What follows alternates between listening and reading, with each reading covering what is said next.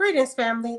I'm Nuk Ab Hasamadou, and I am on my sister's keeper. I am my sister's keeper, presenting Courtship in an ongoing series. I'm honored to be here with such an esteemed panel of guests, and at this time, each panel guest will introduce themselves and allow you to know how to contact them.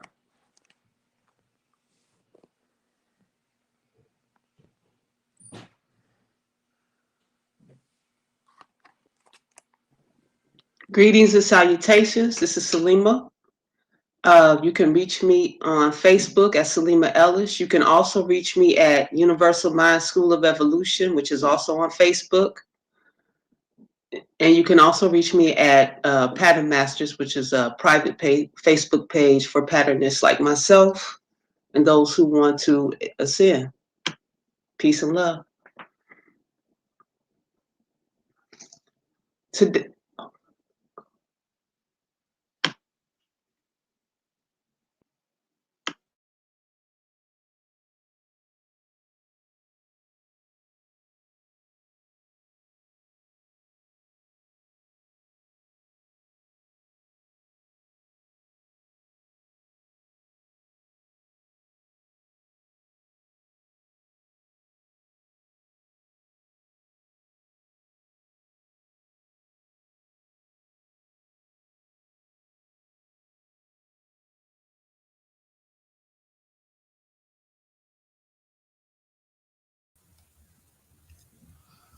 Both of you have your mics muted.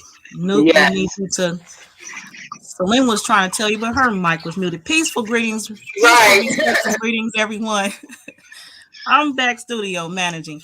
Sister Nuke, we'll ask you to unmute your mic and introduce yourself.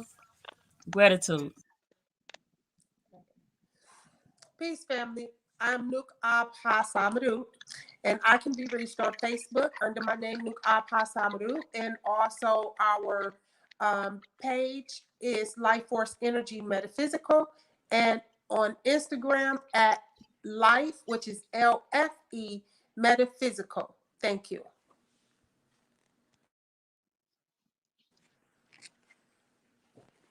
So today our main topic is courting. And the purpose of this topic is we're always talking about building our nation. So some of the topics that we're going to come up, that we're going to discuss tonight regarding the courting and why it's necessary is safety. It's for the safety of our people, our young people, all people, our young men and women.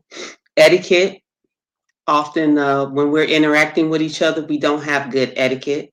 Um, we also need to know how to go out. I don't think we understand how to go out and enjoy ourselves besides what they promote to us as clubbing or, you know, places you might not necessarily want to be, especially if you're looking for a mate.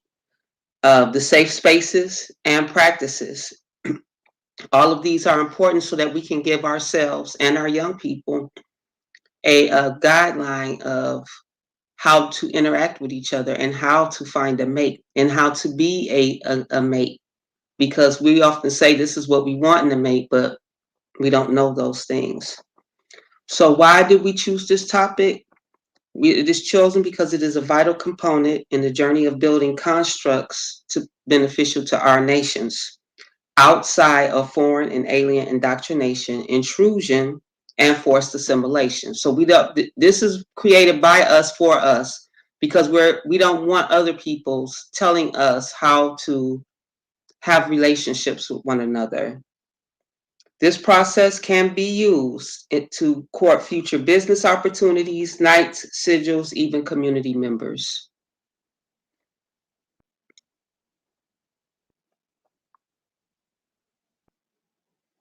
Matriarch.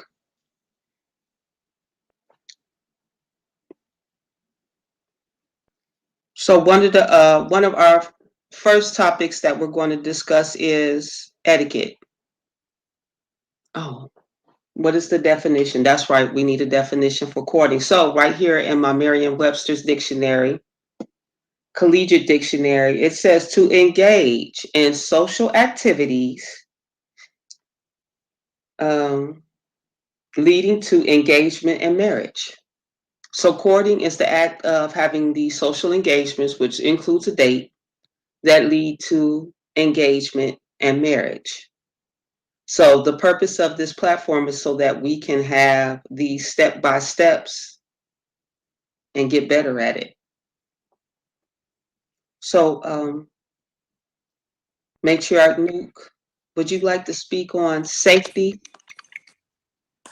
Yes, I would like to speak on safety. So, when it comes to courting, and like she said, courtship, when we are actually in the stages of getting to know someone, one of the things that is important to pay attention to is how a person protects themselves, how they care for themselves.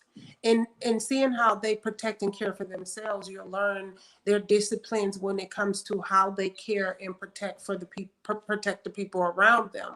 So if that person is a person who will not allow themselves to indulge in loose behaviors, like just going rapidly without governing themselves, then more than likely that person is a person that you can trust to make intelligent decisions and wise choices when it comes to how safety flows into their health, into their behaviors, into their livelihood. So having that security in that is necessary.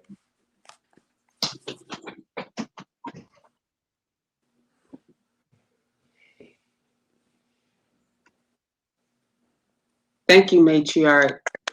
So for me, that was what the matriarch just spoke on is very important. For me also, because I have sons, the safety of our young women and men really inspired me on the courting versus dating. I found just too many incidences and articles of young men being. Peace, family. So I believe the sister's video went out. So as we allow her an opportunity to come back in. And also, Belle came in. Sister Belle, can you hear us? Your mic is muted. I know this is your second attempt to come in the studio. And Mother Matriarch Selima Ellis is here. Glad you're here again. And if you would, after you're done speaking on your point, can we talk about etiquette, gratitude? Yes. Yes, Bell, ma'am. Sister Bell, at this time, can you please introduce yourself and let the family know how to get in contact with you?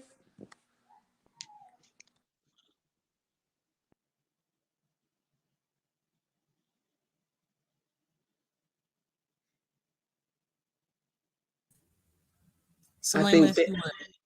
okay, so I'm going to go back to the safety. I found too many instances and articles of our young men going to jail, Right. being accused for things that they wouldn't even dream of doing in they nightmares, let alone in real life. So I Mm-hmm. found that courting for me, this topic was to really protect our young people. We have too many young men and women who are being falsely accused of things, and part of the courting series would help eliminate that. Right. So now that we have witnesses during our courtship, it leaves less potential for false accusations. It leaves less potential for women to be physically harmed and for our men to be physically harmed in the long run. Whereas a woman might face assault, whereas a young man might face prison time. So if we want to prevent these things from happening in our communities, I felt like this was one of the best ways to do that, to make sure that their courting relationship is visible, so that these things that have become prevalent, that destroys the lives of our young people, that it won't even be allowed in the door. So that was my thought on courting. And etiquette. Okay, for our next one, did Matriarch Bill come back? No. Okay. Not yet. For our next one, we have um, etiquette. Etiquette. So okay, so I'm going to speak on etiquette for a little bit. As courting, as far as the safety goes, that was my thing for courting. Now, as far as etiquette goes, we don't have a lot of etiquette, and we will expound more on that later throughout the series. But just proper etiquette that our young men and women are not practicing, like young men pulling up to the house, blowing their horns, instead of getting out to meet your family so your family can know who you're traveling with that evening. Having undesignated places that might not be safe for a date, you know. And we want to teach our young people, our young men and women, how to converse, have conversations with the families of the people that they have chosen to spend their time with, because you have to have some form of correspondence. You have to be able.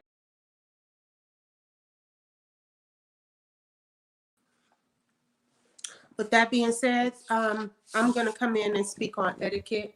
Gratitude. Just because, and this Sister Joy is okay. I'm going to speak on etiquette until the mother matriarch Salima comes back in.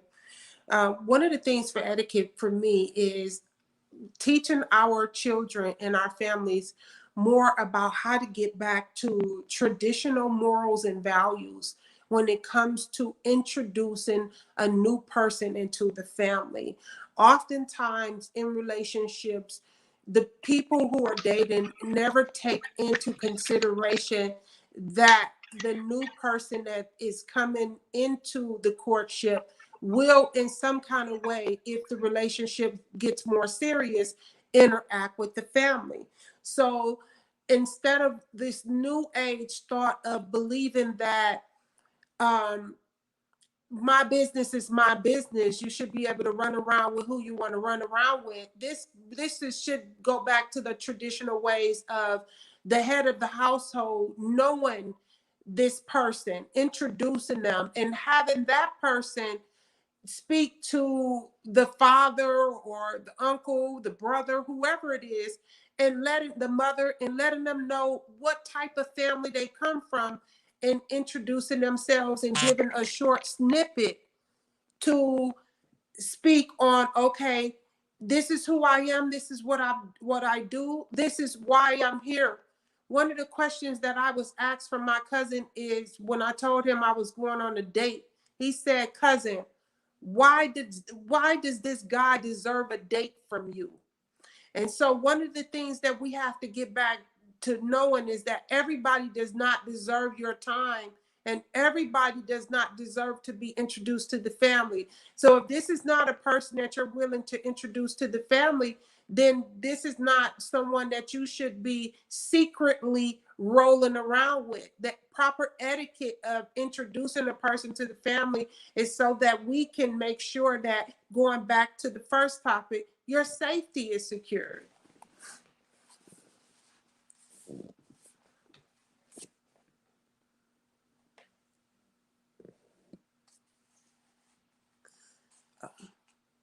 It appears, Unmute your Mother mic, Matriarch Selena. Salima, Gratitude. your mute is on.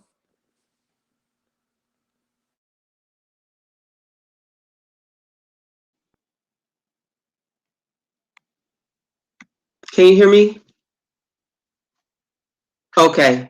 So etiquette is really big, not just in what you were saying, matriarch, but like we said before, the communication. Our young people lack serious communication skills. So I recently myself moved my daughter downtown away from my home because I had young men coming around who had no communication skills. They just wanted to come and speak to my daughter, but not speak to me. And I don't know who you are or where you're from or who your family is. So to make it clear to them, like, you can't come over here and ask for my daughter and not speak to me. So yeah, we've got this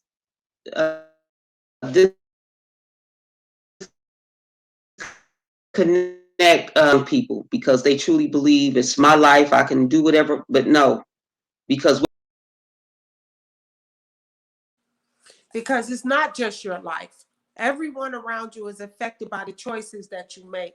And because everyone around you is affected by the choices that you make, we have to be more cautious in who we allow to be in our spaces. Like she said, some people don't even choose to pull their clothes up or properly greet a person when they see them. They'll bounce around and not really feel like it's important for them, or they haven't been taught or raised up a certain kind of way with a certain type of dignity in class to know that, hey, I'm in the presence of an elder. I need to pay my respect and give contribute to this person because this person is attached to this person. So if I'm dealing with them, I need to know how to honor from the head down.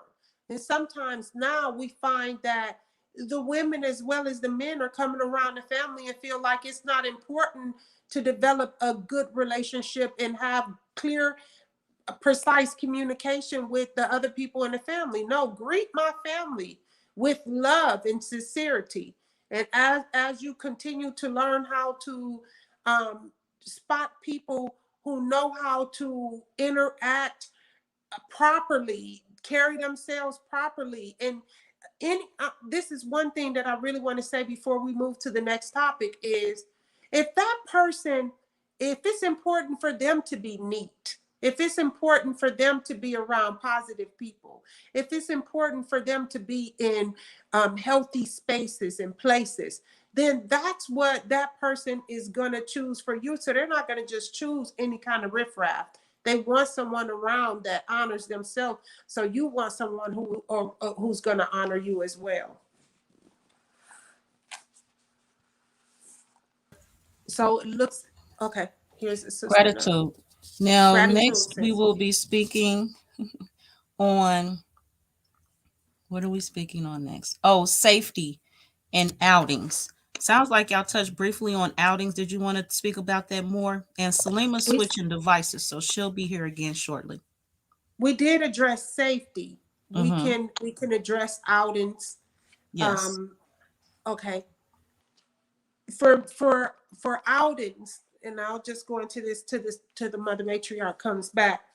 For outings, one of the things that I find myself saying to my daughters and to younger people around me, whether it's men or women, young men or young women, or older women and older men don't know this.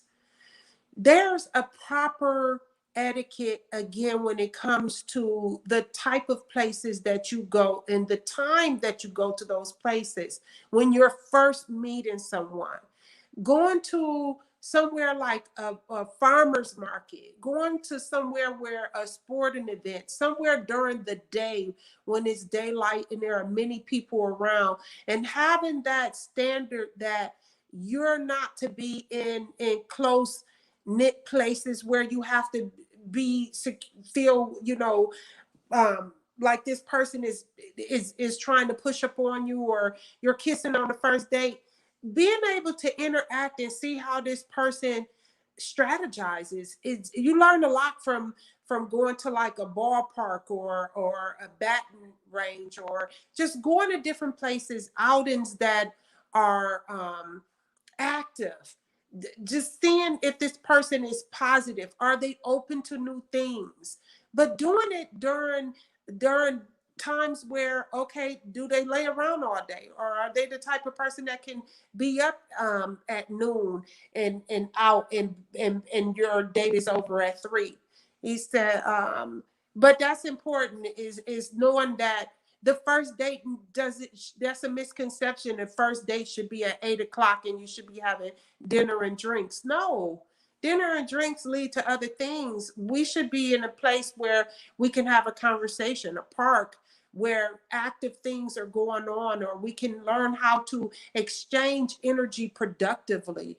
You don't have to. I can't stand for a person to ask for a dinner in a drink. Why? I'm not drinking or smoking, and a person should not know all of your personal information on the first time that you speak to them. That outing should be for you and that person to productively exchange energy to get to know each other.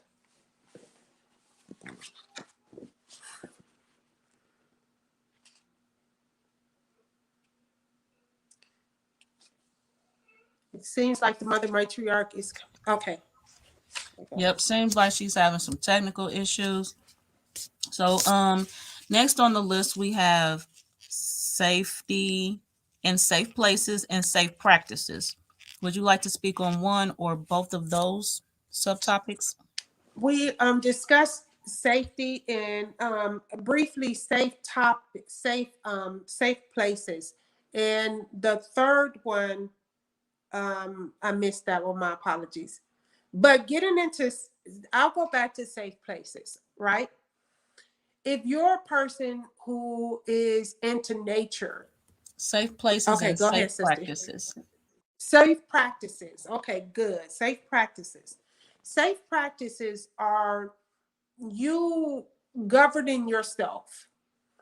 This is why it's so important to choose a person who is not in a hurry to lock down into situations, because those safe practices mean that you are making intelligent and, as much as possible, wise decisions on how to interact with a person, not getting into a space where um, you're just giving this person your address right away, or not being in a situation where I had to have a conversation with someone because they were in the car with the person at night driving around. Why are you driving around in the car with somebody you don't know?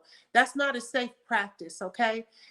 Safe practices are also, if you do go out on a date, letting someone close to you know where you are, who you're with, where you're supposed to be. They have a driver's license, they have a telephone number, they have a license tag.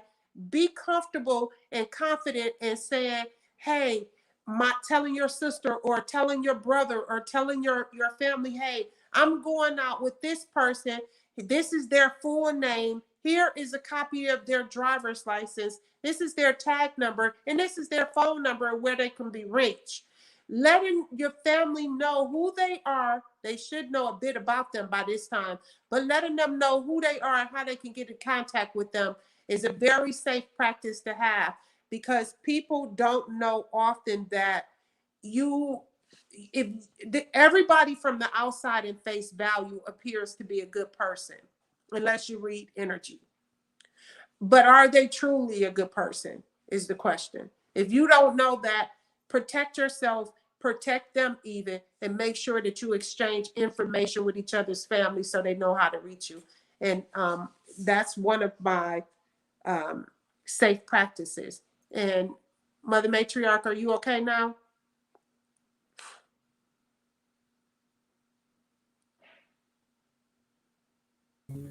Salima, unmute your mic.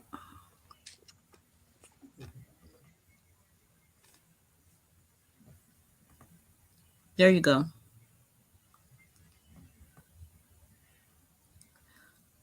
Salima, we cannot hear you.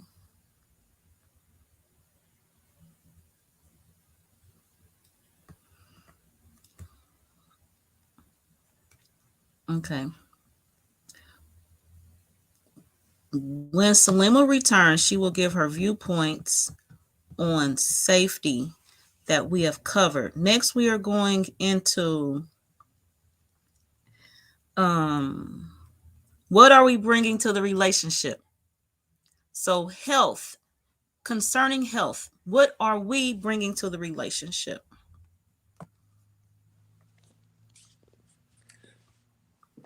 For health, the first thing that I wrote down is elevated thinking. Elevated thinking, because even young people make wise decisions.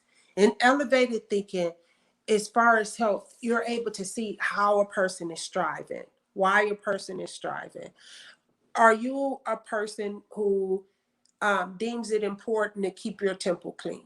Are you a person who deems it important to separate from some of your old behaviors and past unhealthy habits that's been passed down throughout the family? Do you realize that a lot of your favorite recipes are unhealthy for you?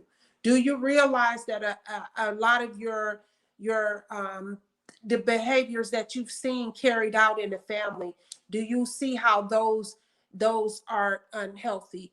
And speaking to greetings, Sharid L, yes, mental and physical health, absolutely. Your mental health is a conditioning where you're constantly self-checking yourself to assure that you're making good healthy decisions for yourself. What are you eating? Where are you going? How do you spend your time? What are you thinking about? Who are you around? What type of healthy relationships do you have? One of the things in our community that I find is one of our top things that should be discussed is healthy communication, knowing what's proper to say, knowing what's improper to say, and making healthy decisions when it comes to the longevity and the care of your life and the care and life of those around you. So changing your thought patterns. Oh, the sister is here.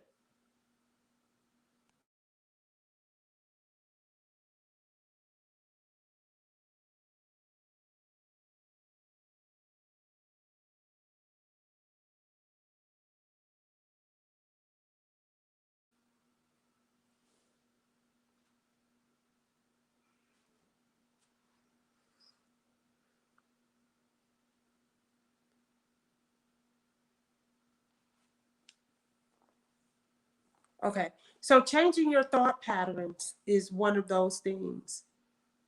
And also learning and studying on how to take care of yourself and knowing what the body is, knowing what your bodily systems are, knowing what energy is ruling your life so that you can learn how to flow in harmony with different things. So for me, on the elevated thinking, that's one of those things that I deem very important when it comes to health, and small things too. Do they brush their teeth? Do they comb their hair? Do they wash their bodies? You'd be surprised how many grown people are running around and they're at the capacity where they're not even washing their bodies, or think it's important to wash their bodies every day.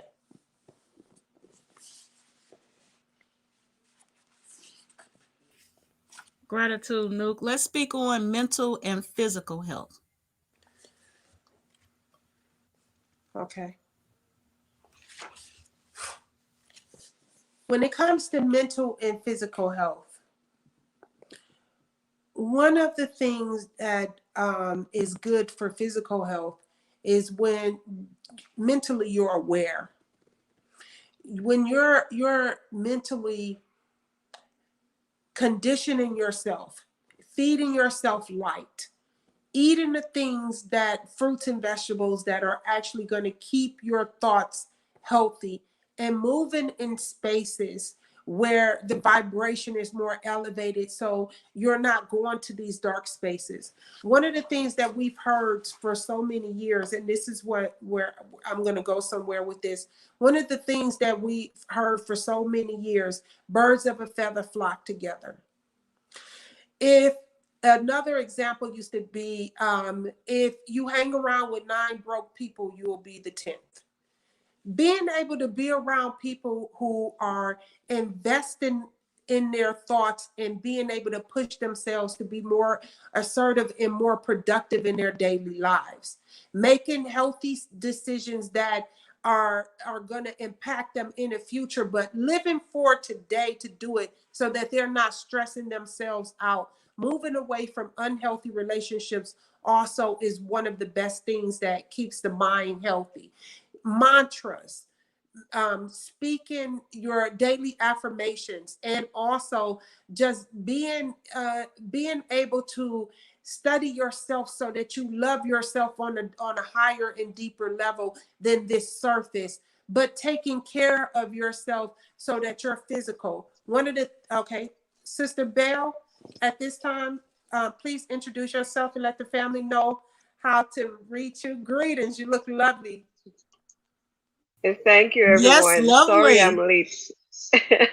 I was having some technical issues with my laptop and my phone. Anyways, greetings, everyone. Thanks for tuning in. I can be reached on Facebook. My Facebook page is Bell Animatu. If anyone is trying to get in touch with me, I will put the description in the box after the show. So once again, thank you so much for joining in, and let's continue.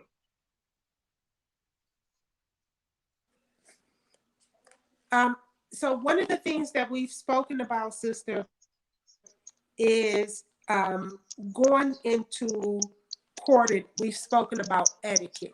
What are your thoughts on etiquette? I think etiquette is very important when it comes to courting, because when we go through the rites of passage, one of the things that our ancestors or our families look for is the upbringing of the prospective persons or individual that you are trying to enter a courtship with. There are various things that we have to look into when it comes to courting, how somebody was raised, what the ideologies are, the philosophies, the things that they honor, and the principles or the values that these people embody. So etiquette is really a very important aspect, or should I say virtue, when it comes to courtship. Gratitude, Bill. Would you speak to us in terms of etiquette also in terms of safety as well as etiquette? Speak on the outings in safe places and safe practices. Gratitude. I didn't hear what did you say? In terms of safety, if Mhm. along with etiquette, would you speak to us Right. about outings, safe places, and safe practices? Okay, I think when it comes to etiquette and safe places, one of the things that we need to, bear in mind, especially these days where, we don't really know who we are interfacing with. For example, online dating and stuff like that. You don't know who the person is. So in meeting with somebody, you would have to choose an ideal place where you probably it's you're not isolated from people in the event that somebody is trying to harm you. One of the practices would be in etiquette is inviting somebody over to your family home. That way both families, or your family, gets to meet the person and follow through or collect data, as I would like to say, in that prospective individual that you're trying to court. um I think etiquette in terms of safety as well, it's um, it's very important too, because you have so many different characters in individuals that we may not know. So somebody may come off as, a well-clad person. And that goes for women too. You have women who carry themselves well, but when you get to know them, they can be, molesters. They can, their upbringing is very different. They have no manners. It goes across the board as to what exactly we are trying to, get or expect in an individual, because everybody needs, when it comes to courting, is not the same. But generally, or if I should say generalize, if we're looking at safety in terms of etiquette, I think that it's important that when meeting somebody, to find out what the etiquettes are, it should be done in a setting that is safe, and it should be done in a setting where you're not isolated.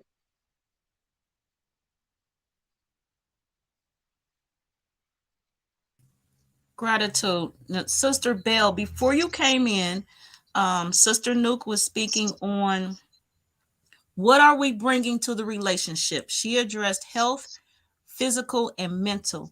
If you would address the health, physical, and mental aspects of what we are bringing to the relationship.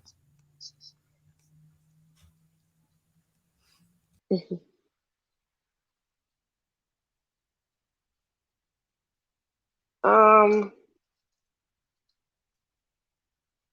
can you give me a rant? Because since I missed a good part of the show, I would like to know what, Sister Nook and Sister, is it Salima, had to share in terms of that. So I could know exactly, because I don't want to go off course in terms of what we're speaking.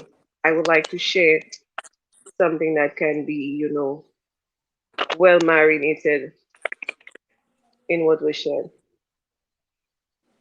For me, when it came to health, the topic that I addressed was elevated thinking, moving past and healing past old old ways and behaviors. I haven't discussed trauma yet, but moving past old ways and habits that are no longer serving you in a healthy manner to assist you with one maintaining a healthy um, a mentally healthy capacity, and also physically healthy capacity where you're operating at your highest because you're now studying yourself and deciding to choose better eating habits, deciding to choose not only choosing better eater habits but different behaviors. If you know that your family has a history of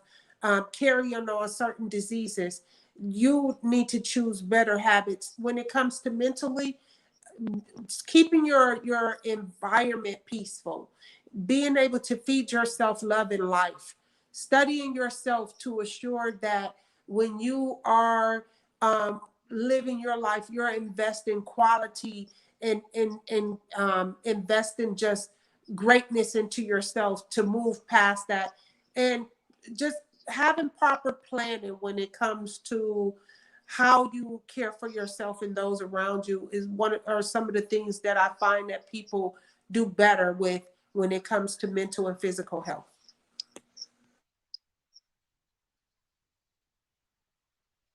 I totally agree.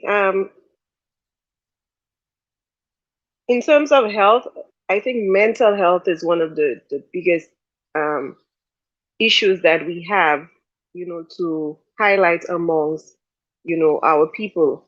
Because I know from women and men across the board going through relationships, they come out being so traumatic or so traumatized after a bad relationship, and then they move on to the next relationship or the next courtship, as if I should say. So one of the things to me is you need to know what somebody's mental health or mental state is before you even decide to get into a courting situation with them. Um, as Sister Nook said, what people eat is very important as well. You got to know what people eating habits are.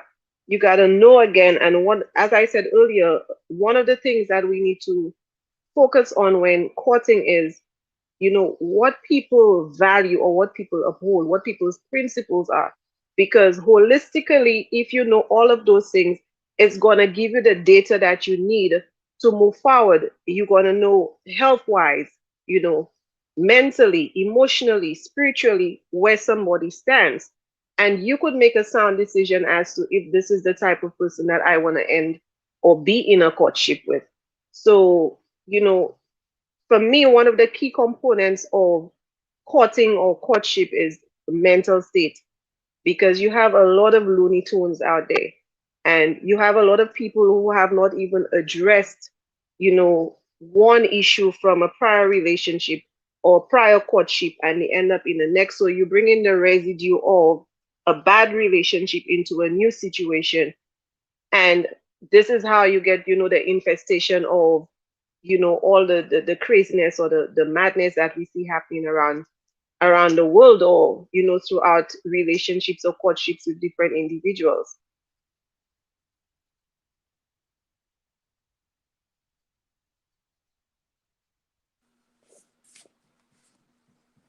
You touched on so many great points. I also saw where Mother Matriarch Salima posted a comment. So if we can, you said, what are we bringing to the relationship? Are we in good health? And what are you bringing to your future partner? And that's one of the things that we don't necessarily understand when it comes to energy and how energy transfers, how energy attaches, and also how energy reciprocates. When it comes to knowing what you're bringing to your future partner, it depends on, have you taken the necessary time to heal from the things that you've gone through, so that you're not now taking this energy and dumping it into someone else and expecting higher, better results.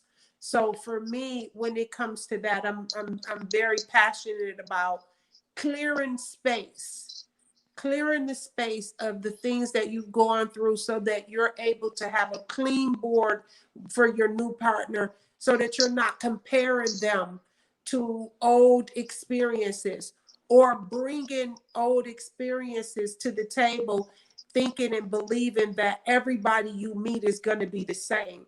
But being open to receive pureness from each person based on who they are.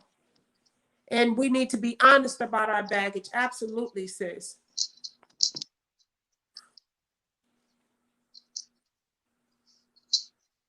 What are our values when it comes to our health?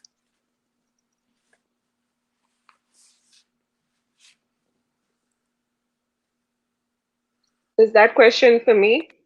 Well, that was a question that Mother Matriarch posted. Would you like to address it, please? Repeat the question again. What What are are the our values when it comes to our health? hmm, that's a very good question, because for me as a woman, one of the things that I value the most is my womb and my mind. So, when it comes to health, it is critical that we as women, before we even get into courtship, that we heal our womb, and we even know our wombs and have a relationship with our wombs, because once we develop that type of relationship, we're going to get to the point spiritually where we're not going to allow anybody who is not qualified to enter that domain. So, my womb is one of the things that I try to take very good care of. The other thing that I try to take care of is my breast. These are the things that we neglect so often as women, that we do not have a relationship with our own bodies, that we wait until we get into the courting stages, and we think that the person that we're in the courtship with is going to be the one to validate, or create that environment where we feel valued, or our boobs feel valued, or our wombs feel valued based on how that person treats us or makes us feel. But once we have a relationship with our own bodies, and we understand what each part of our body is for, or the sacredness within us, that healthy aspect is going to become so whole, that we're not going to want to enter anything or have anybody who's going to come in and fragment that again, or put us in another broken state. So one of the key things that we need to address as women is womb wellness.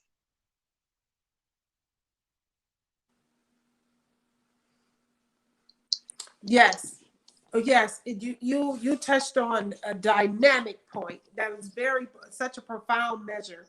And this is one of the things that we are not taking the time to do now. We're searching for others. But when have you searched for yourself? When have you taken on that importance of having a loving relationship with yourself? One of the conversations that we had the other day is about being able to recognize that you are an ancestral gift. Every part of you, your skin, your texture, your body, your who you are has been transferred and passed down throughout the bloodline, and you are a collective of all of that love, prosperity, and wealth. And have you taken the time to research yourself to find out and discover that wealth within yourself? Taking that time to love you and knowing that I am the intelligence of my bloodline. How am I using that to encourage not only myself, but to encourage others? And being honest with yourself to say, and asking that valuable question, are you even worthy or ready for a courtship or to be dating and in a relationship? Because if you haven't taken the time to know you, are you ready for a relationship? It's not all the time that we're ready, but we want to jump out there because sometimes there's that thing where we just have to have somebody to hold on to as a security blanket. Find that security in yourself, discover new things about yourself every day, and take on that peace with being who you are no matter where you are, and being okay with who you are, not choosing to change parts of yourself because you're comparing yourself to others, but embracing and loving every part of yourself. One of the things that I want to highlight as well is our relationship with food can also determine how healthy we are, you know, mentally, emotionally, physically, and spiritually.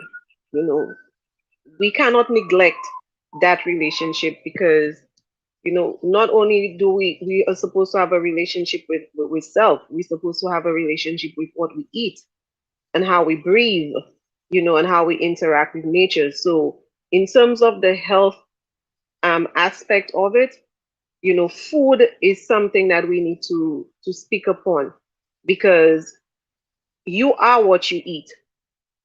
And if you're gonna put, junk food inside of your body, you're not gonna get, health. You're only gonna get destruction. You're gonna get, distortion. So all of those things are connected one way or another. Your mental health, your emotional health, your physical health, your spiritual health, all of those things are connected, and food is part of that chain.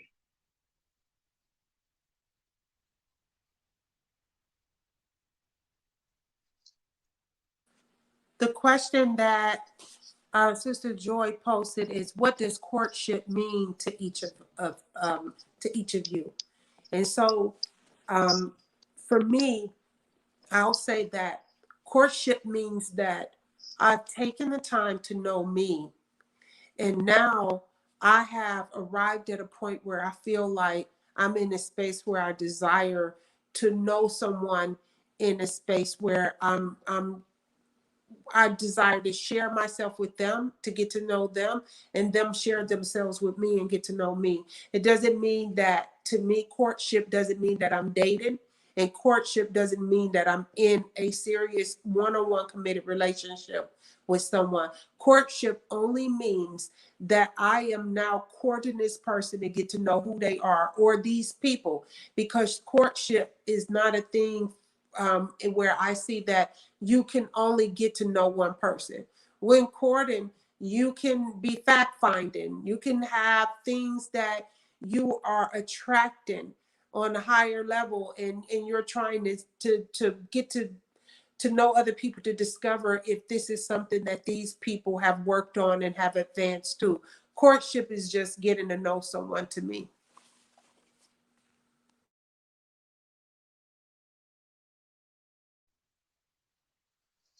Um, well, for me, courting means, excuse me, you know,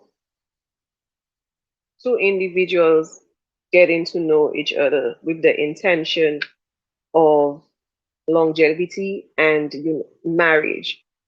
And with that said, I think a lot of people mistake what courting is and what dating is. Because for me, dating is collecting data as to if this is an individual that you want to end up in a courtship with.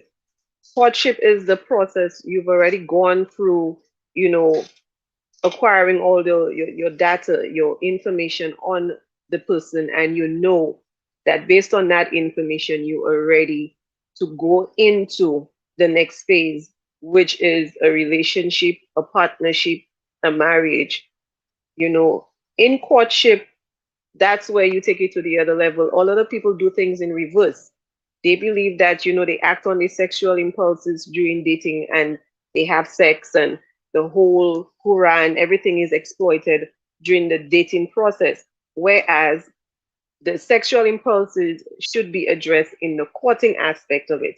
So for me, courting is two individuals who have already done a thorough um, investigation or a thorough interaction with each other and have accumulated the resources, the information, or the knowledge that they need as to if these two people are ready and willing to work with each other to end up in a long term relationship or a marriage.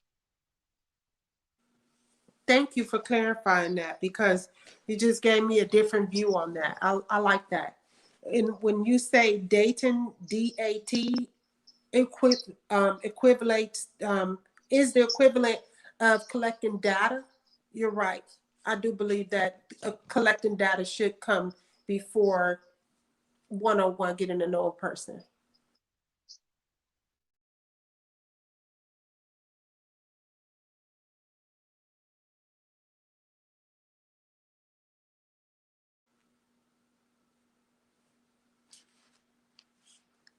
Building a network is what Mother Matriarch Salima has posted. Is that our next topic? Is that what we're addressing next?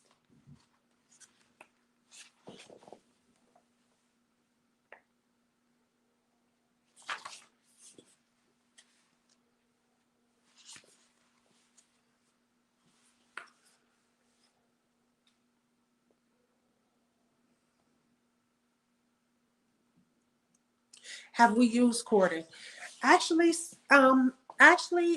Joy, thank you for asking that question because I would say yes, but because of the way that I was raised in my society around us, around me, it wasn't necessarily addressed as courting.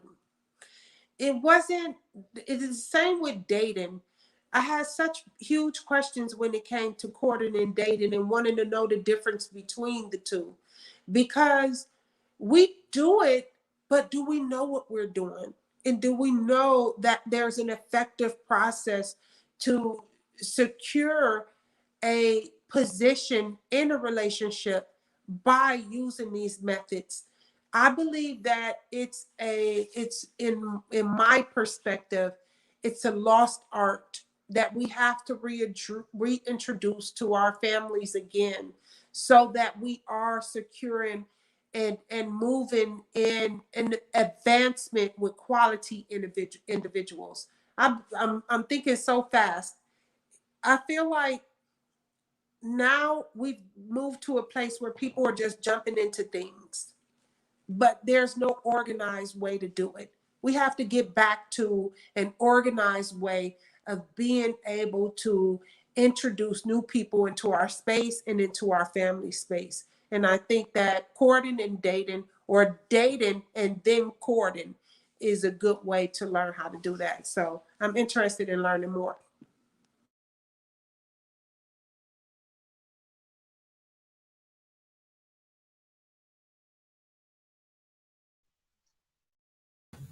Bell, unmute your mic. Gratitude.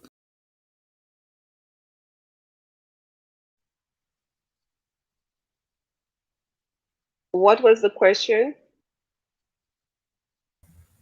Have either of you used courting? How I use courting?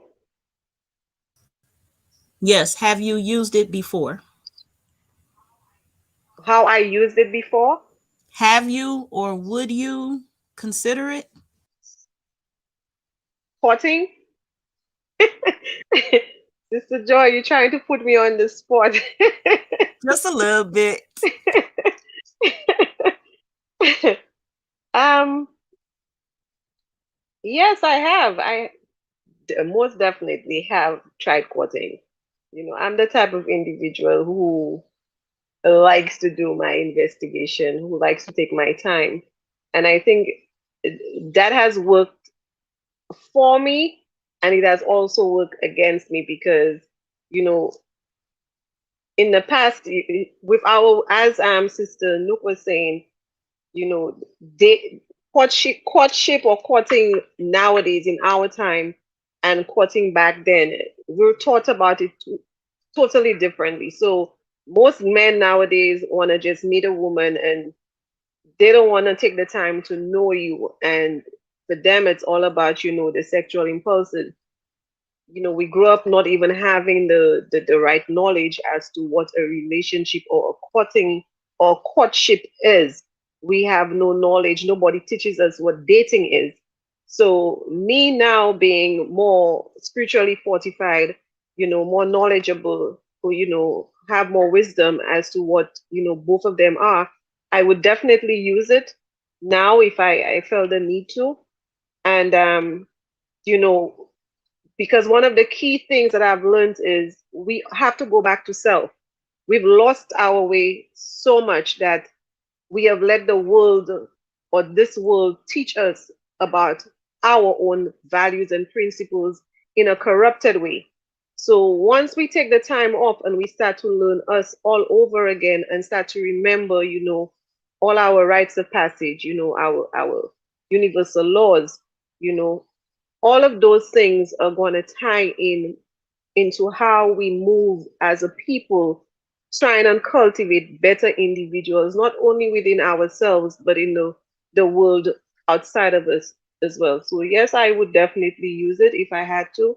And I would, because of my mistakes and what I've learned, I would correct those mistakes to move forward in a more positive and enlightened way.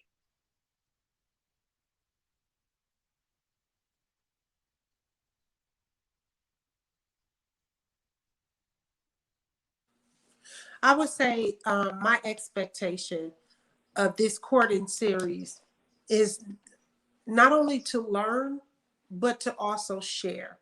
Because the people who are here as the panelists in this series, we bring a wealth of knowledge and experience. And these are topics that are necessarily, these topics have not been addressed the way they should be addressed. And I believe so many people have questions on how to properly go about doing things. Although there is not so-called a black and white manual, but there is a way for us to get back to morals and values, and I'm interested in learning as well as showing and sharing some of the successful tactics that have worked for me, because I'm now just in a stage where I'm not willing to give myself away freely. Whereas before I didn't know to protect me in relationships. Now I know how valuable I am. Now I know how much of a treasure I am. And because of that, this stake is different. It's higher when it comes to relationships. So I'm willing to learn and also to share. And I'm very excited by this series because of that. So thank you, family.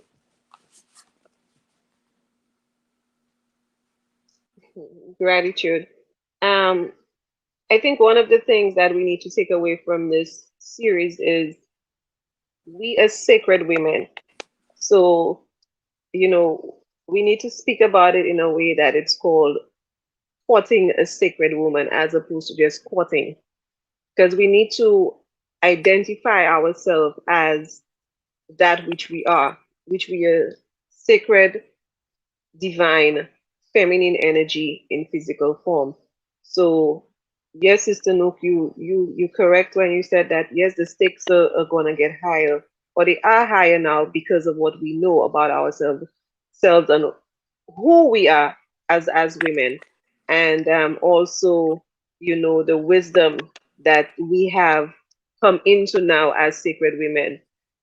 We got to act accordingly, behave accordingly, live accordingly, and court accordingly. That's correct. Thank you for sharing. Gratitude.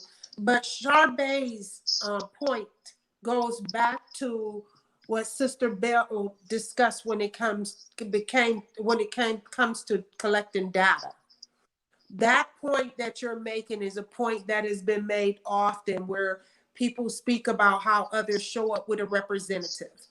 However, as she said, that dating process, that representative goes out the door, because how long are you willing to fake it? But at the same time, I believe that we are, as divine beings, have to also tap into our higher intuition and be able to read the energy of a person. You know when somebody is putting on, because the energy is off, the behavior is off. It's like it's not natural, it's not second nature. And so if you're around somebody and they're going out of their way to make a presentation, that's not that genuine original person. You can tell when someone is doing something because this is who they are, and when someone is doing something because they're trying to find favor. It's a difference in the disposition. There's a difference in the just the movement and the energy and the being. There's a difference in being able to know a person's genuine nature, and collecting that data is been very valuable, because you can X people out very quickly. One sentence can now tell you if a person is genuine or not. Yes, because I tend to look at it that way. What we did before was entering courtships based on our ego. Right now, what we're doing is, you know, entering courtship with spirit. And if your spirit doesn't sit well with it, it's time to run. Ego is what gets us in the traps that we've gotten ourselves into. We've neglected our intuition as women, which goes back to the womb again, because our womb always tells us when something is off, but we do not stay connected to that center. So the ego is going to come up and be like, what the hell? Everybody's doing it, do it too. You over 40 now and you have no man, you need the man, but the spirit is telling you this is not divinely ordained. You got to learn to wait and sit. And once you get yourself in alignment with spirit and in alignment with your healing and all the things that you work so hard for, everything that you desire is going to come to you in perfect timing.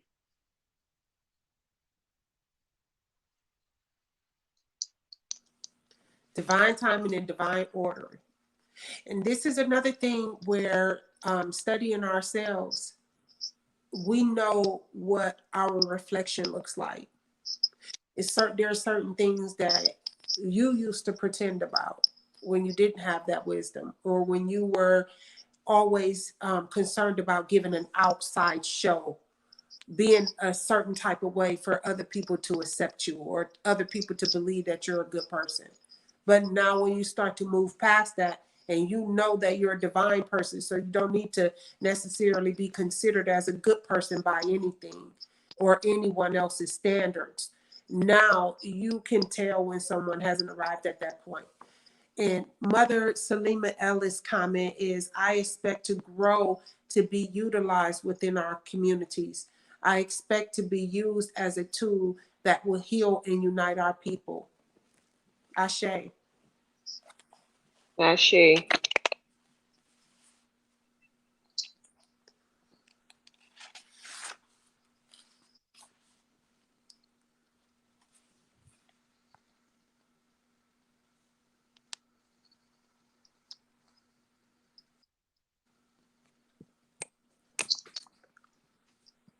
Okay, so for this series, I want to say thank you to everybody. It's been amazing.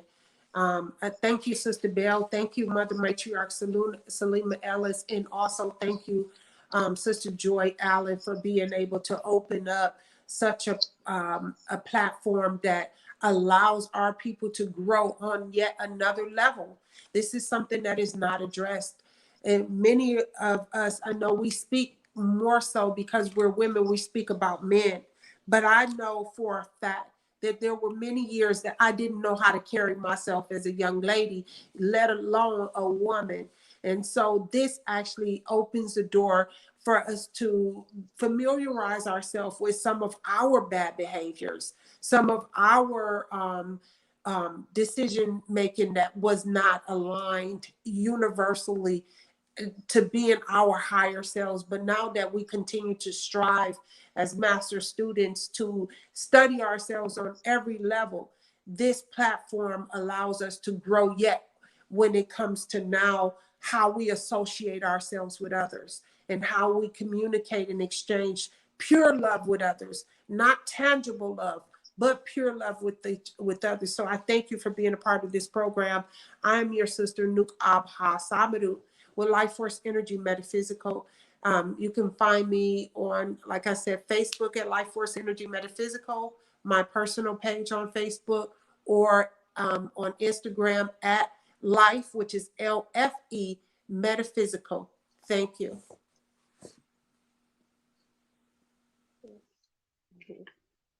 Peace, everyone. Thank you for joining in. Before we close off the show, I have one more thing that I would like to say. Sister Joy, thank you so much for creating this series. Sister Nook, Sister Salima, and all the other guests who's supposed to be on the panel. Those who couldn't make it, gratitude and ashe to you all as well. We're supposed to have the masculine aspect on this panel as well, so we could have gotten a feedback, from both polarities. Unfortunately, they're not here because it is important for us to dissect this subject, as a whole and not just a half. In saying that, one of the things that I would suggest that we do as sacred women is create a journal, of past, present, and future. That way we keep a record of what we've allowed, what we've went through, where we are right now, what are we doing now, and how are we going to proceed in the future. So you could get a clear view of your patterns, your behaviors, the men and women that you were attracted to, your triggers, your traumas, your boundaries, all of those little in intricate details that we need, as Sister Nook said, to familiarize ourselves with moving forward in the courtship of sacred men and women. So once again, thank you everyone for tuning in. It was a pleasure being here, although I came in late because of technical difficulties. If you're trying to reach me, I'm on Facebook as Bell, Bell, Animatu, Aonimatu. You can find me there. I do not have any other platform on social media. So peace, love, and light to everyone, and thank you again.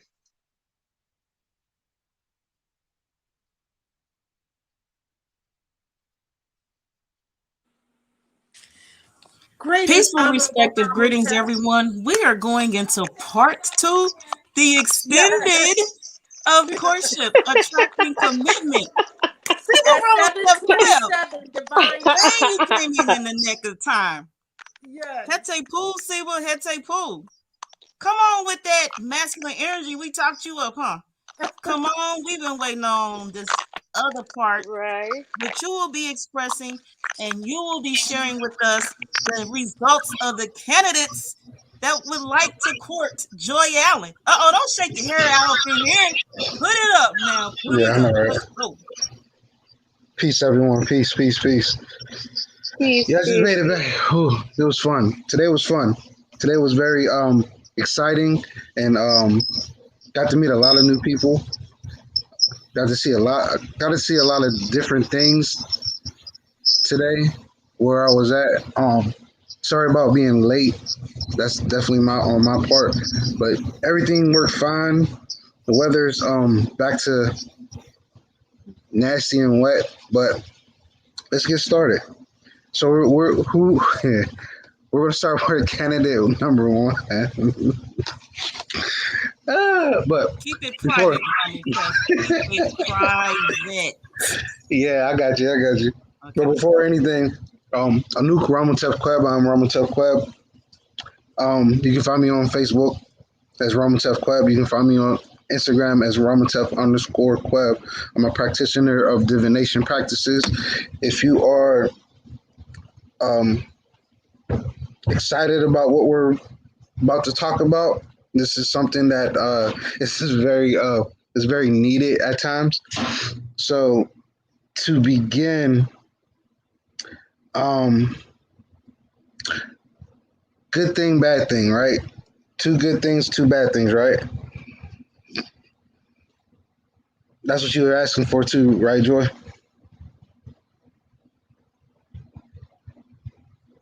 Strengths and trials. Okay, that works. All right, so candidate number one.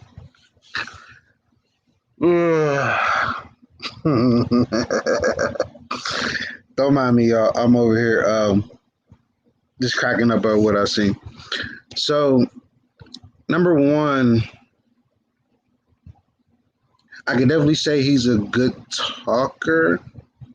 He's definitely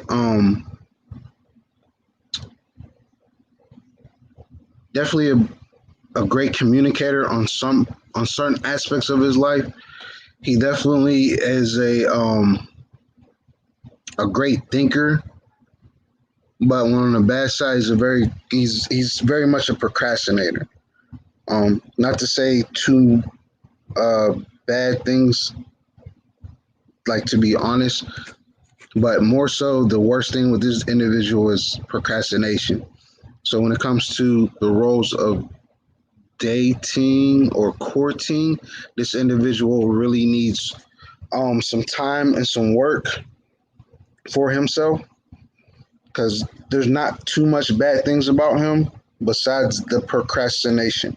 Procrastination is something that is definitely something that you're not interested into. I can say the least, but yeah, this guy definitely has some great things about him, but the most part is that procrastination. That procrastination is what um, kills a lot of his own relationships. And then with his deeper parts of his procrastination is dealing with his Lilith in Libra, and Libra is like the main thing that people look for when it comes to partnerships, in a sense, but also dealing with the in astrology, the seventh house. So for him specifically, his roles with people are not so much what folks would think, and it's due to the work that he needs done when it's dealing with trauma. And I think I've kind of got into a little bit. I got to watch at least, well, not even watch, but I got to listen to the first 30 minutes while I was packing up, and that's something that the Hamet Newt definitely spoke on, which I was very excited about. But for him, yeah, it's not a good trait, especially dealing with joy. So on the next part of it, what I did is do the synastry part.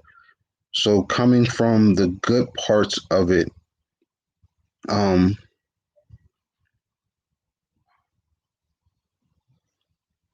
well, I'll start with the negative part, the trials part. The trials part is basically that the two will always be, I don't want to say always be at war, but will be at war a lot within their life. Um, Definitely the brother tries to be strong towards Joy, and Joy's not with too much strength. Like she definitely, in this relationship, in a sense, if the two were to be in a relationship, he would be more of a instigator towards causing trouble, and then it's going to bring something out of joy that's not needed in a relationship. So the final, like, the good things about it is just more so the intimacy part, but the rest of the everything else is just straight bad. And then when it came to I want to say the Hamets were speaking on, relations in a sense. He's that type of person that they're speaking of personally.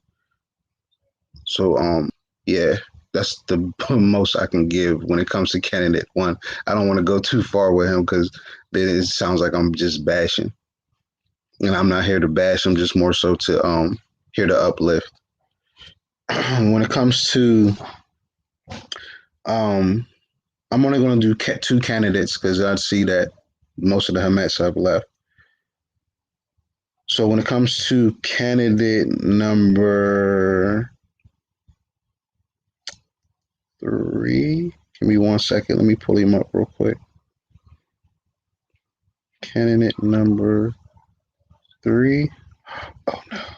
Don't tell me I messed it up. Oh no! Don't tell me I messed it up. Give me a second. I had it all listed, but the people I was doing readings for, I noticed got in the way today of my lineup. I wasn't even thinking. I wasn't even thinking. Give me 1 second. I'm just trying to put this together. I'm trying to figure out where I put them.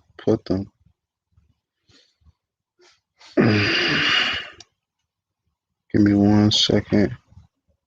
My apologies, people. Just give me a. Good. So while Ramatef does that, Mhm. hold on, guys. Okay. I got I you. got this. So while Ramutef does that, I would like to know, is candidate 1 in or out? Oh yeah, Canada one is definitely out. Okay. Definitely out. That's just the whole the procrastination part when it comes to when we did the broadcast the other day. When it comes to the work relationship part, that is no. Mm-mm. He's too much of a person who will try to take over the project versus wanting to assist. And then at times you may allow it, but I doubt it because when you're the one that comes up with an idea and once you bring it to a person, fine. If a person brings it to you, fine. But you can't bring it to a person and then they just automatically just think they know what's best. That's not going to work. That's definitely not going to work. Okay. So candidate number 1 is out. Yeah, candidate number 1 is out. All right. What's up with candidate number 2? You mentioned number 3. What happened to number 2? Or are we just doing odd numbers today? Well, we can do odd numbers today because right now I'm trying to find. I'm trying to find it. I'm trying to find where I put him. I'm trying to find exactly where I put him because he is not showing up in my list of great people. My list of great people, and it's actually kind of making me mad because this doesn't I know happen. you mentioned there were 4 candidates. My bad, y'all. Echo. I know you mentioned there are 4 candidates. So far today, we just have a reading for 1. You're thinking about reading number 3. So number 2, number 4, number 3. Yeah, I say that because I'm trying to find. I had number 3. I had number 4 and number 4, 2, and 3, but somehow, some way, they are not in here. Okay. Hold on. I think I know what I did wrong. I think I switched it somehow. Where the hell is it? There's that one. You know what? Give me like 2. Give me 3 minutes. Okay. So while you do that, I am going to speak on my viewpoint on some of this. And for the record, yes, I did say you all wouldn't see me here. You wouldn't hear me here. I'd be behind the scenes. So I appreciate everyone's flexibility and some of us have our viewpoints on the ability of some of the guests being able to be in and out of the studio today. I also have gotten feedback. We have a panel of 6 overall, and only 4 were able to be here today. And some of them had technical difficulties, and I appreciate everyone working with us as we sorted all of that out. Also, we have some of the panel members that were not here because of personal circumstances. So if you would all extend your thought and vibrations positively towards those missing, absent from the panel, that is much appreciated. And I have previously spoken on those that would be on the panel. So here I'm going to let you all do a process of elimination. I'm just representing what I presented before. And so we have the Chief Elder Minister John D. Henry on the panel. The panel will, as like today, the panel will interchange. So on some of the series, you will see someone and you may not see them until a future episode of this series. I appreciate everyone of the panel when they can be here. We don't have assigned seats around here, so I can't tell you during any episode who will be here. I will be here. So if I must present it all to you myself, we still gonna get this show rolling. So Mother Matriarch Marcia Owens Harris, I appreciate you and your time. Mentat Ra, Amin Ra. Right now he's going by Ra, and the sun symbol, the sun picture, and the word I, the title, Ra, Sun, I, EYE. I appreciate his time and excellence as well. Mother Matriarch Selima Ellis has been with us. She has experienced technical difficulties through her cell phone and her laptop. So we have all done our best to be here and bring you this information and this topic, which looks to be well appreciated. And I am glad that you all feel that way. It's been a journey, so I'm glad to see it succeed. We also have with us Sibu Ramutef Quib. He's still here. And we have the Sister Belle. She was here with us today. She experienced technical difficulties. If you've been here with us, you saw she was striving. She's giving her best, and she made it. So I appreciate her being here. It looks like she's actually also joining us again in the studio, so I'll bring her in shortly. And the Mother Matriarch sister herself, Nuke, she was here. She went through leaps and bounds today. She made it happen for me in the studio and behind the scenes, and I appreciate her as well. And right now, I'm going to bring Sister Belle back in. I'm going to remove myself, and Ramutef is going to continue, and I'm going to be in a PowerPoint doing the notes. That's me. So hold me accountable for what the PowerPoint notes say. Gratitude. Peace, sisters. Sister Belle. Please. All right, so now candidate number 2. Positive things.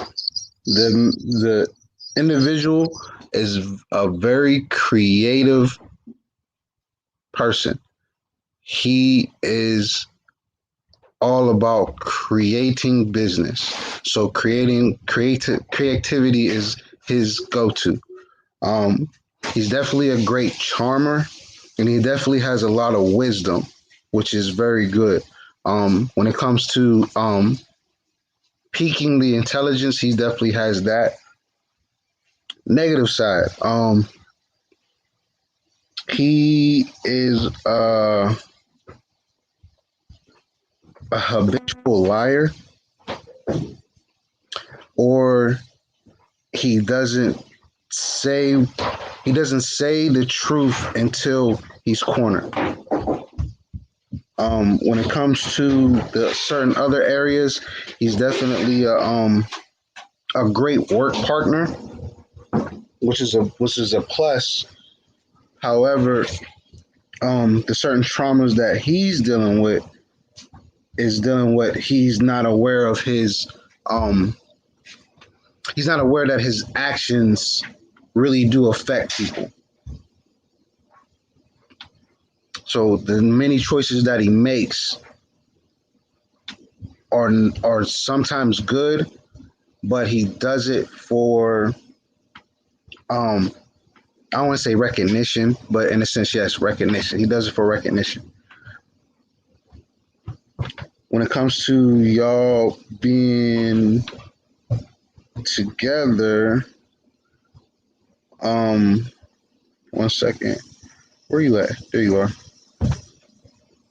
Um, the positive sides is another. It's an intellectual and intimate relationship, but more so intimate. It's more so an intimate relationship. Um,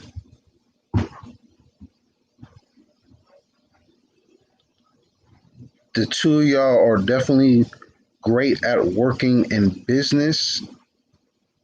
When it comes to relationship part, the flirting is the downfall. That's like the only bad thing I can see. The flirting is the mainly the downfall. Um, that's the main downfall. Can I say something? Yes, Okay, so that's candidate number 2, right? correct. Okay, so you said that the flirting is the biggest hindrance, but I think you also mentioned that he's a liar. You also That's mentioned that he has mm-hmm, traumas that he has to work through and heal through. He does mm-hmm, things for recognition, which is mm-hmm. also a form of narcissism.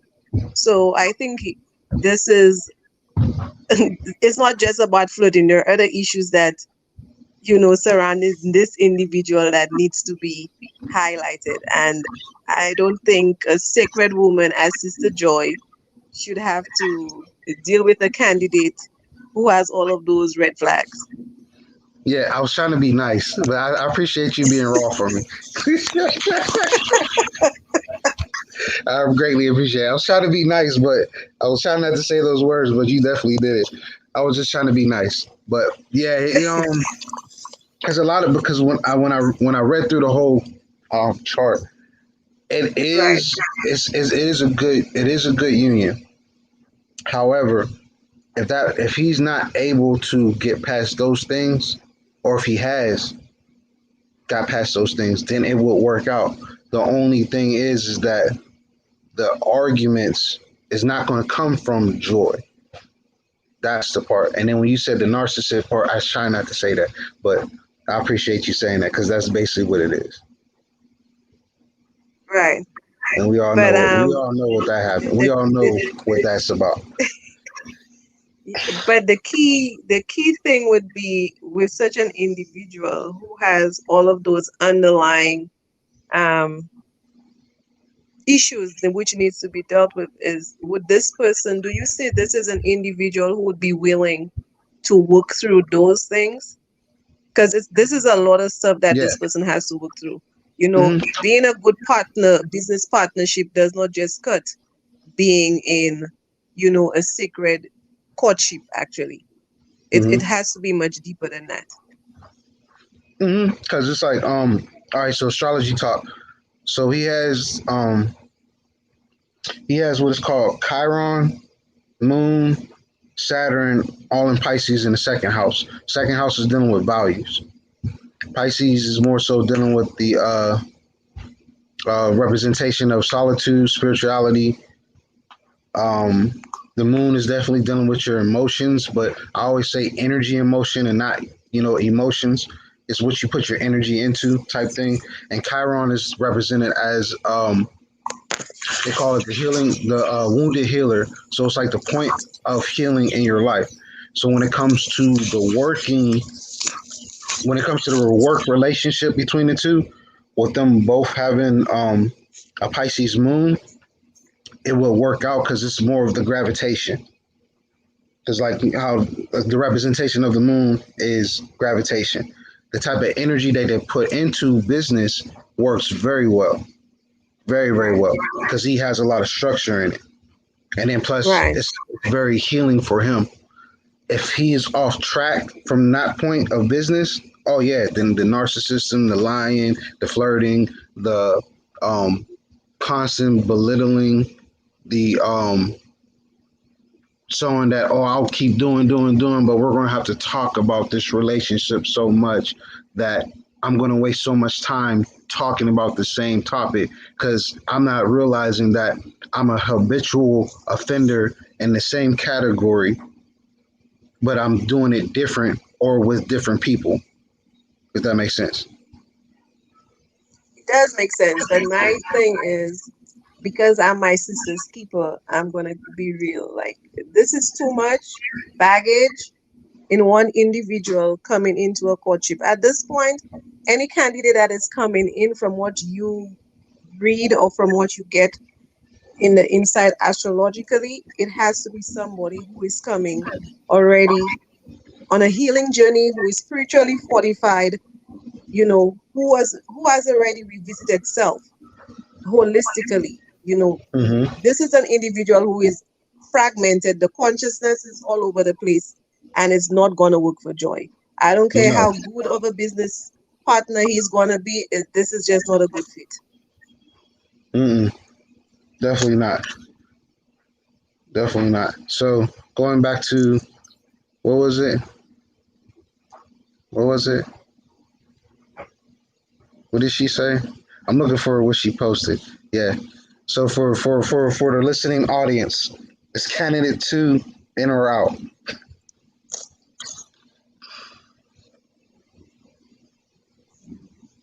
Just looking for one person. Just one person. One person to say it. Give me 1 second. So right now I'm doing the candidate three because I'm not trying to look no more. I'm just gonna just do it right there and then go because I remember most of what I was looking at. And candidate three, candidate three, candidate three, candidate three, candidate three. Boom. All right. So candidate three.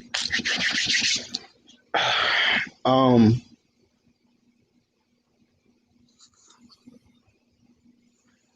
he is definitely the good things about him is that he has a lot of action. Like he brings a lot of action. He also is very spiritual. He's very spiritual, and he is what you would call a great charmer. He's a good charmer. He's a good charmer. Negatives.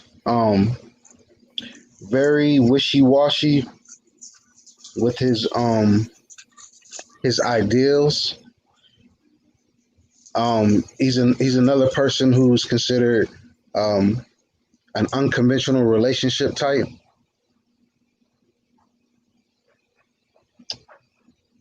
He's very um demanding, and I don't want to call it split personalities, but yeah, he has split personalities in a sense.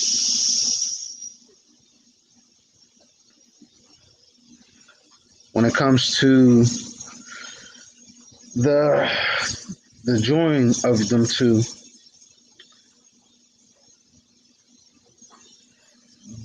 they are the good part about it is they're good on a spiritual level. It's an attractive type of relationship.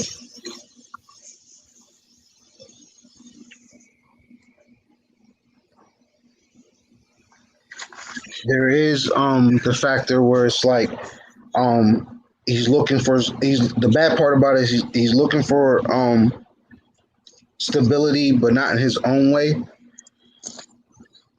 He also enjoys freedom a lot and he doesn't want to commit. So that's we automatic when I seen doesn't want commitment. Yeah, no. That's just automatic no. I don't even want to go no further than what I was reading. But yeah, he doesn't want to commit. Okay, He so wants this is he wants the benefits of the my relationship, but he doesn't checklist. commit. What Go did ahead. you say? I say he wants just the benefits of a relationship, Okay. but he doesn't want to commit. And on top of that, he wants a lot of his freedom. He wants a lot of freedom. Very, very I, scales are definitely off balance. okay, so far I don't think any of those candidates are viable because candidate number 3, I only have spiritual trauma. That's the only 2 good points. The negatives are wishy-washy, unconventional, demanding, split personality, lack of stability, freedom. It's a lot of stuff going on with this person. So joy doesn't need to be entangled in this sort of energy, basically. So do we have another candidate? I'm not even gonna waste time Yeah, on this yeah, candidate. yeah. We're definitely not going to waste time on that one. But I'll answer that question. So, what is a unconventional relationship? So, the reason why I say that is because I have it in my own chart. So, I've been studying it for myself. So, unconventional relationship is a person who literally enjoys their freedom, but has a partner, but also has different partners, whether they realize it or not. When it comes to that particular part, it's just more so they want the relationship, they want to commit, but if certain things are not right, it's nothing but trouble. It's going to be nothing but trouble because then it gets to the level of, well, I guess I was in a relationship, but I guess I'm not in a relationship no more. But then that individual who you're in a relationship with will keep antagonizing you. It becomes a problem. So when it comes to unconventional, the when I was looking it up, the 2 main things that pop up were open relationship and polygamy. That's what basically unconventional relationship is.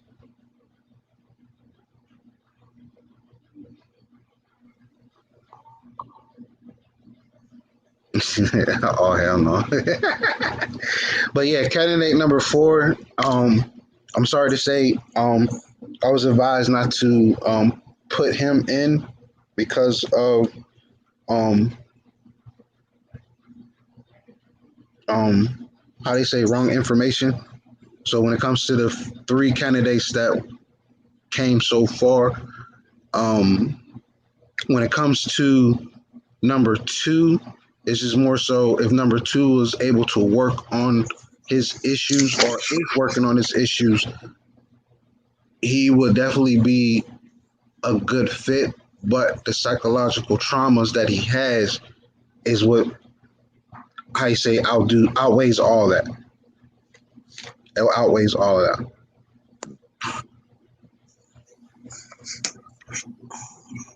And can we revisit number 1? You said number 1 was a good talker, a thinker. Mm-hmm. And at some point, I think we had a break, so I didn't hear the other traits that you were giving out. I only got good talker and thinker for number 1. Yeah, for number 1, yeah, it's just good talker and great thinker and great communicator. And then his role is more so procrastination. Like he's a walking procrastinator, which is not bad. I mean, it's bad, but it's not bad. I mean, it is bad, but it's not bad. But at the same time, in this situation, dealing with joy, the procrastination leads to fighting. Is he a Libran? No, he's what is he? He's where you at? Number 1. Number 1 is Aries. Amen. He's an Amen Aries. Well, and because the opposite of Aries is Libra. My reason for asking is because I'm a Libra, and I know we that's one of our greatest, downfalls is the procrastination. However, with that being said, our intentions are always good. It's just that sometimes out of for me, my procrastination is like, okay, I don't want to make a decision because I do not want to hurt somebody's feelings. So my procrastinating is always in a good place. But to somebody else, it might be like you need to make your mind up already. But me not making up my mind is to avoid you from getting hurt or avoid some catastrophe. That's the way that I procrastinate. I don't know what his methods are or why he is a procrastinator, but I know if it's the Libra, what do you call it? Because with the astrological, I don't know the term, but I know that Libra is the opposite of Aries. And Yeah. with that said, you know, I don't see anything bad about procrastinating once you could get to a middle ground and say, you know what, well, since I cannot make a decision, I'm allowing you to make that decision. So if he's allowing Joy to make the decision, that would be good, you know, that they Mm. both agreeing that they could agree to that, because I don't see anything bad in candidate number one that I should be really, really concerned about at this point. He's the All right, so now I'll be raw with it. So when I say at least the fighting, so that's more so anytime I see something about fighting, it becomes, and I see it more than one time, that means it's going to turn into an physical abusive relationship. Okay. Okay. And it's more so on his part than Joy. But at the same time, Joy's not the person that's going to put up with stuff. So, yeah, number one is going to try her a lot, especially if he's not able to get especially if he's not able to get uh relations or sexual relations out of anything, because and his and in those points, as you can see, candidate one, the strengths of him is literally, and the whole relationship is intimacy. Like he knows how to um get what he wants, in a sense. When it comes to that part, he knows how to be charming in that sense too. However, if he cannot get what he wants, um, he's very yeah. That's basically all he wants. And if he can't get it, then that's when arguments come to. Then he's gonna, either throw something like like a pouty child type thing, and then yeah, it's not going to be a good relationship at all, at all. Okay, so basically, candidate number one lacks substance, because anybody at this point coming into a courtship or a union just based on your sexual impulses is not worth the Mm, Joy's energy. mm, um Sex is not the highlight of any, or should not be the highlight of any union. you know Sex is actually the creative power that two people utilize, to solidify or to bring forth whatever it is that they're trying into that union. So once he's not coming with that awareness, you know, and that alignment, it doesn't make any sense. mm. Joy doesn't need that. Plus he has he's the type of person who keeps people on the side. So yeah, it's just, yeah, no. Right. I was trying to be nice, but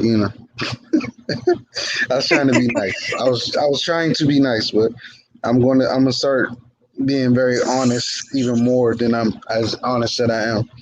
So there was a Right. question in the chat. The question said, um, "What do you all have to say about long distance relationship and online relationships?" You want to answer that first, or you want me to go ahead? You could go ahead. All right. So my take on long distance. Long distance is more for people who are, as I was talking about earlier, um, unconventional relationships. People who have that type of motto. If they're, or how you say, like how people, if you were in a relationship or you're married and you sleep in two rooms, two separate rooms, that's basically it. That's long distance relationship, hands down. As long as the relationship itself is more in the area of the courting aspect, because that's definitely a sign for that, or a way to get that going. Because you're in one state, the other's in the other state, whether it's 3 hours away or 10 hours away. The two individuals, that's when you actually do that, collecting that data. As I was hearing when I got into the room, that's a great way of collecting data, hands down. When it comes to online relationships, that one's very old but new to me. And I'll say this because back in, we'll say, the early 90s, 2000, you know, I was famous. I don't want to say I was famous, but for myself, I was very famous on what they had called Black Planet, where you got to make your own profile and all this other good stuff. And then, how you say, the online chatting and things of that nature. Um, I got into that in my younger years. Just to, for me, it was just more so, what's the best way to conversate with women? How can I build my conversation up with women? So that's what I use those platforms for.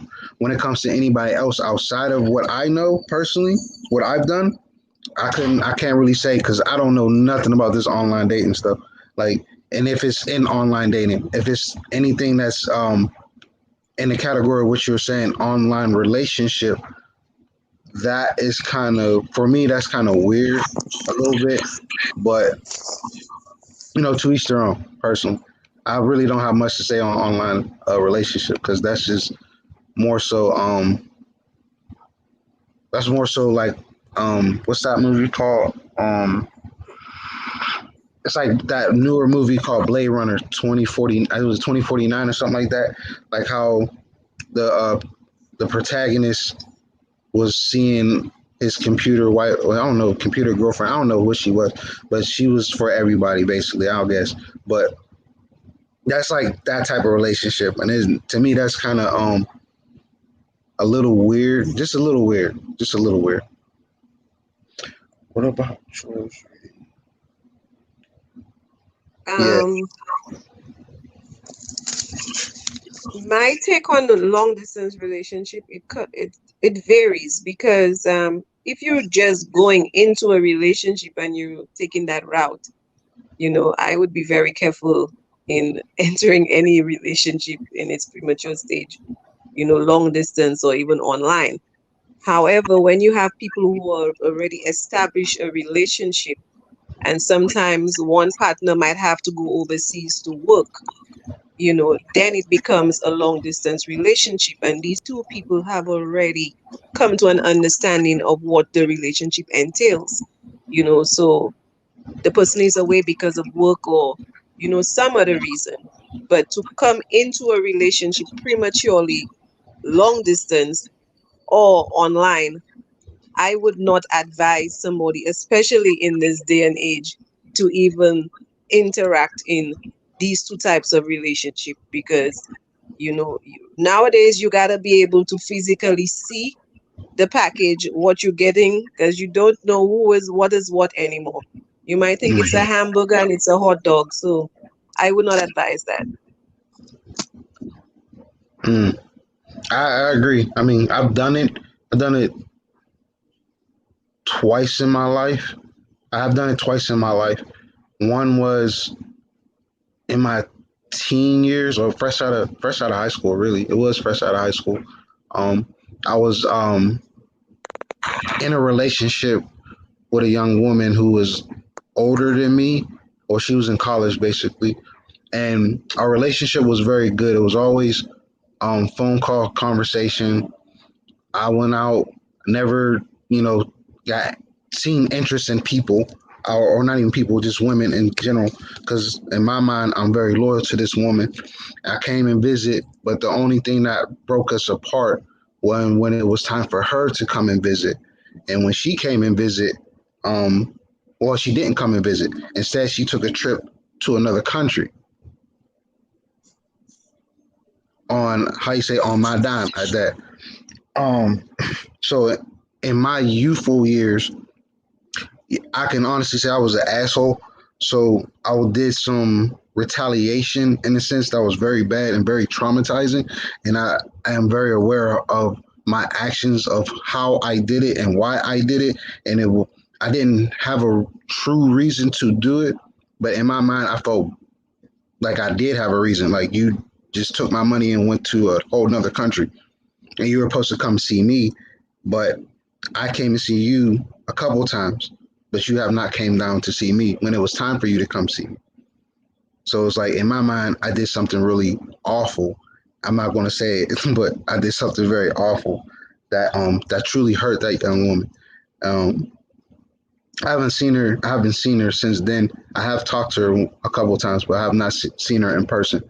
The second time was when I entered a relationship, and then because of work circumstances, I moved back to where I came from when I was living in Texas, stayed there for a time, built myself up, and then came back. That relationship was very cool at times, but it was more so the struggle of wanting to be close to each other. The need, mine's was the need to be wanting to be closer because it was very fresh. And then I'm very how you say, my love language is touch. So for me, having that type of distance is not good. But when I read my chart and I seen that a part of the unconventional relationship, like, I want my freedom, but I don't want my freedom because my love language is touch. That doesn't work out. That sounds like a mental imbalance. You feel me? So as I started diving into my own personal self and research and learning what the true purpose is of what it's entailing, is saying that I can go that route. And if I'm staying in that negative form, or staying in, how you say, um, uh, uh, uh, staying under a low frequency. If I was under a low frequency, then I'll be that person who's always constantly being with other women, literally. When it comes to the how beneficial is it, and how long distance affects a marriage, depending on the planet in the seventh house. More so the sixth house. Sixth house is more so the area when it comes to the area. The sixth house is more in that type of area when it comes to the benefits of the relationship.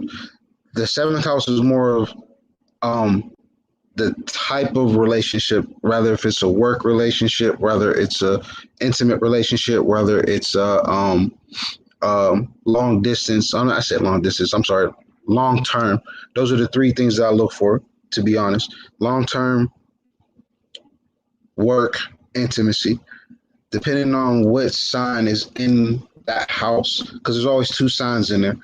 A lot of people don't know that, but there's always two signs in each house.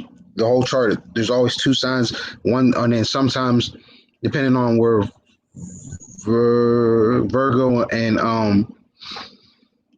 Pisces is at, it takes up one whole house by themselves. They take up one whole house by themselves. The rest of them can share houses depending on the time of the birth, and so on and so forth. When it comes to the marriage part, the marriage is again dealing with the sixth house, because sixth house is dealing with service. And then, in a sense, marriage is seen as a service. Or if a person comes into marriage as a service, that sixth house pertains to you, or how you become, how you say, a slave to yourself. If that makes sense. And I know I've seen another question. Yeah, someone asked you, I think Sister Karima asked you, candidate number 4 was a bad candidate for Joy.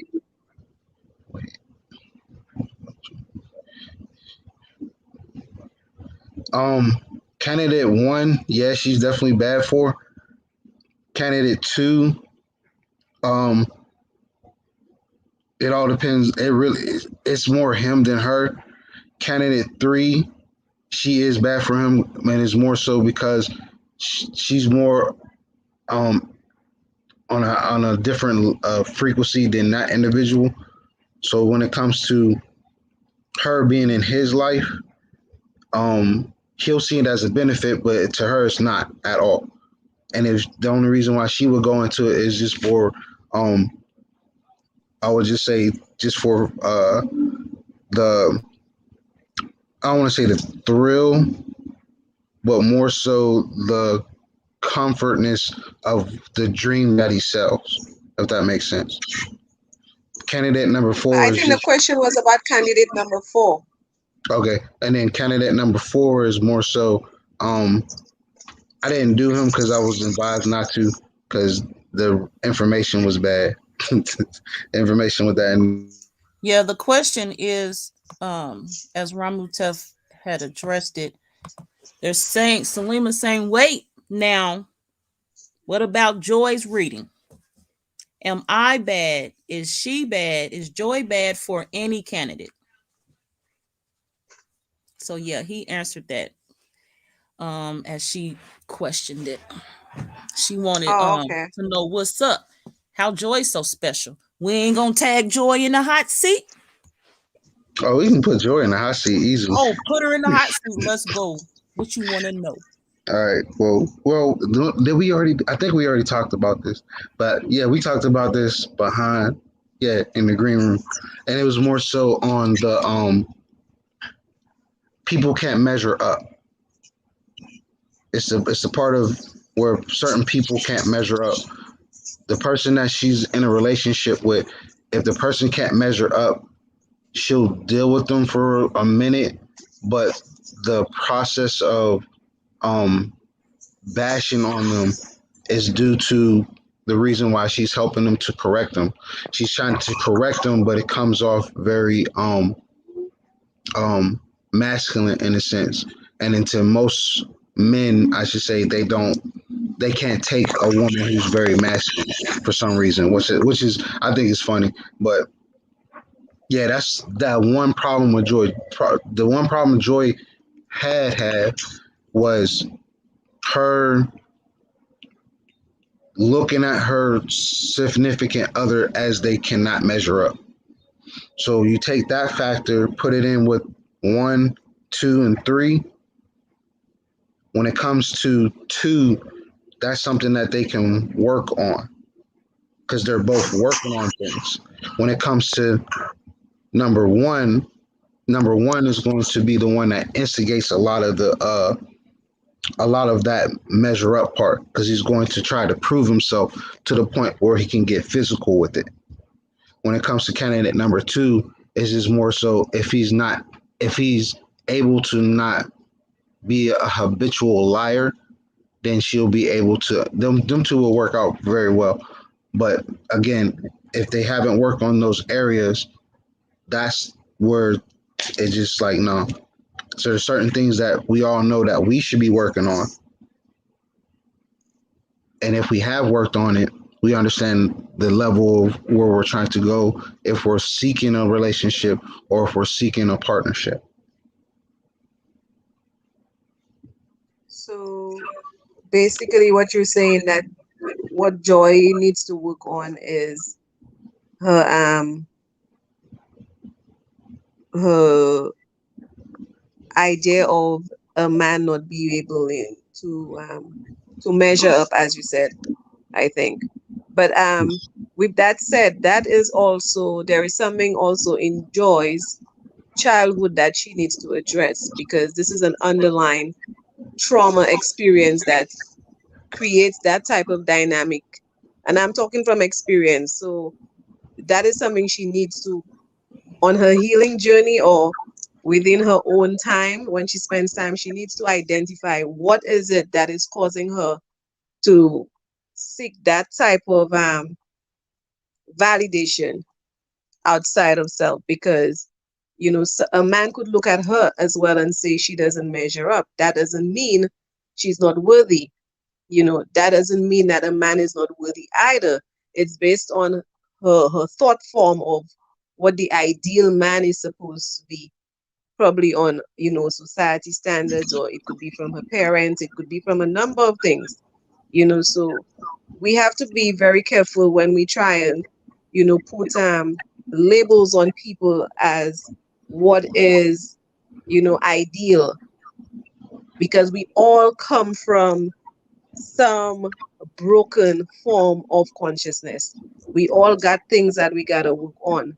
We're not going to come to an individual holistically and be, that which, we think that they should be. So my question is there anything else that Joy needs to work on besides what you mentioned? Oh, that's the main part. That is when I looked at hers. Hers is that she's she's very strong, and it's due to certain things, and you touched on it too, which was even which was cool. And it stems to what they call the relationship with the parents, and then from that, I want to say I can't remember what show you said it on, Joy. I can't remember what show you said it on because she I mentioned it understand. too. You was just like was it the first episode? It might have been the first episode, but it was more so on the level of you know, you was like, I haven't met a man yet. Like I met a lot of boys where I've yet to meet a man. It was something along them lines. If I can recall, I can't remember what broadcast it was, but you definitely addressed it. You definitely addressed it. That Joy does not want to deal with little boys at all, even grown men who act like boys. That's where a lot of the that's where a lot of it stems from when it comes to that whole measuring up part. It comes from that she has been around men who say they're men or act as a man, and years later you find out there's still a little boy trapped in a man's body from being in I years under understand. that, being years and years and years under that type of um would that could be considered a lifestyle? Would that be a lifestyle in a sense? Yes. So I being don't know in if lifestyle is the word, but maybe probably psychosis, because okay, yeah. that sort of thing does something to your psyche. Mm-hmm. Um, in saying that, I think we all, and it's not to put men down in any way, shape, or form, but what we have to remember too as a sacred woman, and that's for Joy because she's a sacred woman, in the process of finding a suitable person or man to court with. We as women, as mothers, as sisters, as aunts, as cousins, we have to remember that we have a role that we're supposed to play. And that role is in nurturing young men. A lot of the broken men that we see, a lot of the trap boys that we see in grown men's bodies are because of the courtship that these men had with their mothers and their fathers. So now we at the point where the breakdown is so vast, it's so great, and we're seeing it across the board that women nowadays cannot even find a suitable mate to court with. And it's becoming almost like a pandemic. And, you know, playing the blame game or playing, giving. I used to be like that, where, I don't have the time, but now I understand it better. I realize the issue lies with us as the matriarchs. We gotta know what our roles is as mothers, as women, as aunts, as cousins, as sisters. We are the first relationship that a man is gonna have as a mother. So with that being said, we have to start making the necessary adjustments and corrections within ourselves and within our children as well, and children, grandchildren, and friends, or the extensions outside of us, to teach them that, look, we have an issue, we have a problem that we're being faced with. We can no longer find men who are well cultivated, men who are healed, men who are coming in spiritually fortified, because we fail them. how do we correct that we do not end up with another phase or another era where our sisters cannot find a suitable mate? And this is where the patriarchs come in as well, that we need that masculine energy, we need that wholeness. It cannot just be, one half of us, which are the women, trying to do it. The men also have a role to play in that aspect as well. And I'm so happy that you came on, Ramutep, because we were about to close, and then I spoke on, we needing both polarities to really have this discussion, because it cannot come from just us as the women or as Joy. We need to have the balance from a man's standpoint. Okay, yes, we're trying to be her keeper in her finding a suitable mate. However, we need the feedback from a man too, as to what are the red flags and what are the good flags, or what are the no flags that we should not be looking for when we're looking for a holistic man for a sacred woman.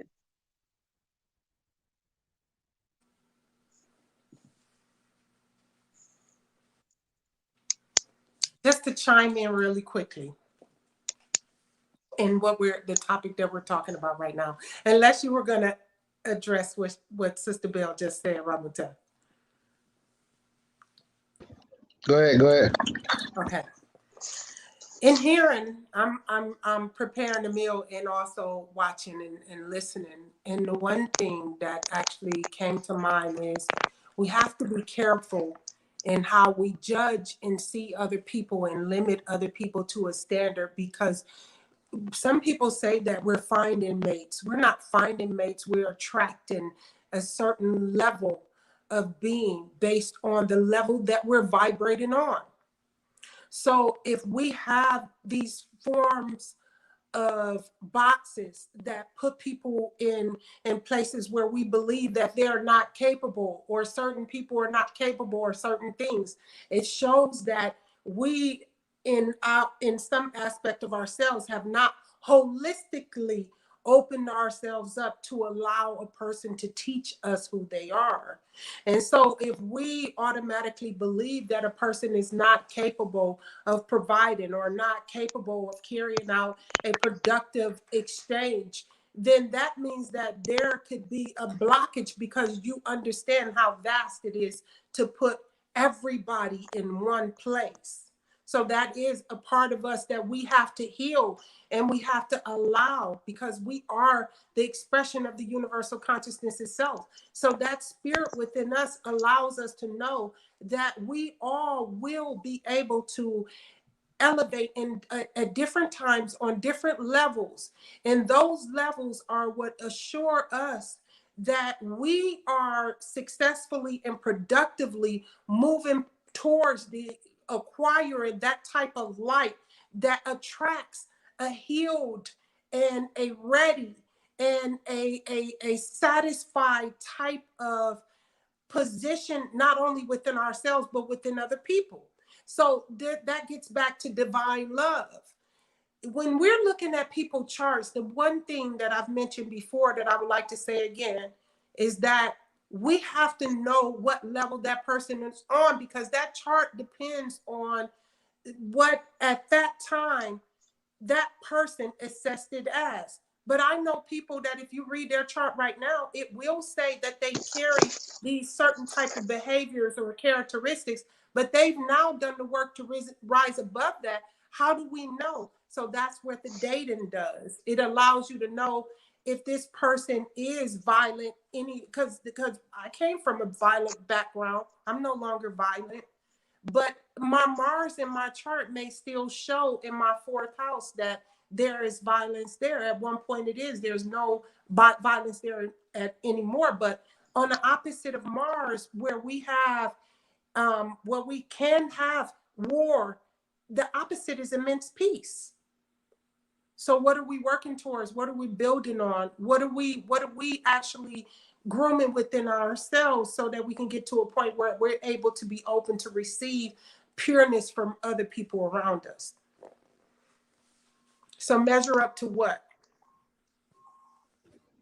And it's more so the measuring up is some or most people have forgotten physically, but subconsciously it's there. And when certain things or words, and it's like it's almost like a sleeper agent when it comes to dealing with that part.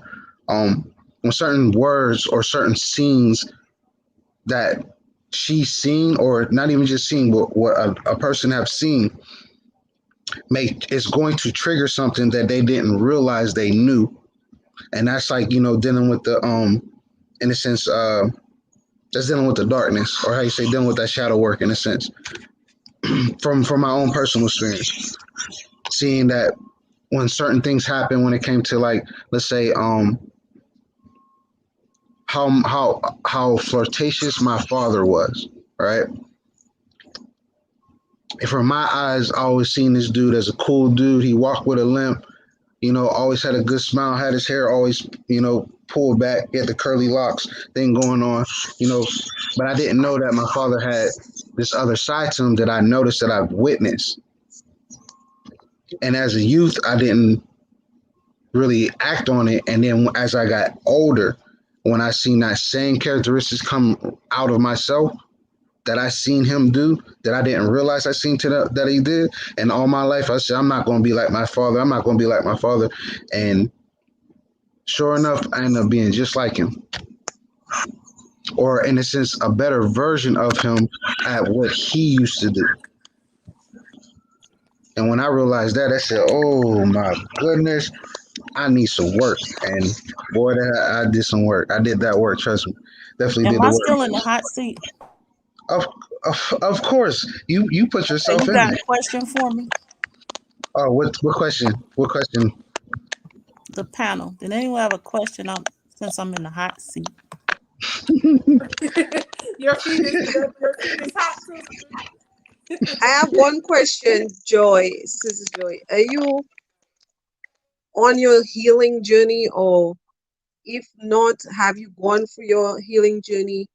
And are you willing to explore deeper aspects of your shadow self that you may or you need to work on?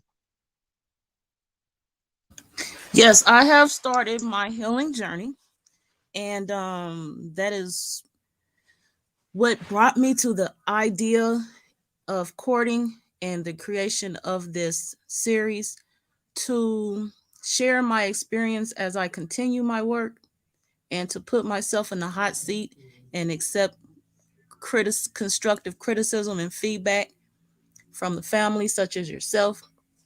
And I'm open. I've exposed myself. I'm being transparent. And yes, I'm on my healing journey. And as I mentioned earlier, one of the things that I realized that I need to let go of is the bad boy experience. It was like the thrill that Ramutef mentioned earlier.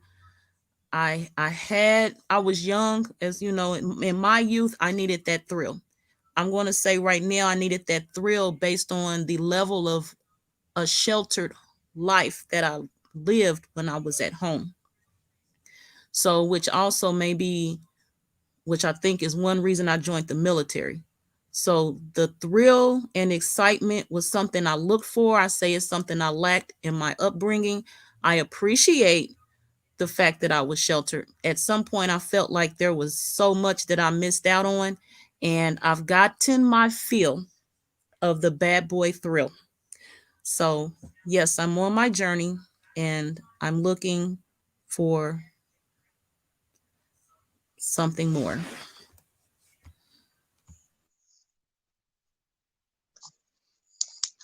Ashley. I I said, like do it. all.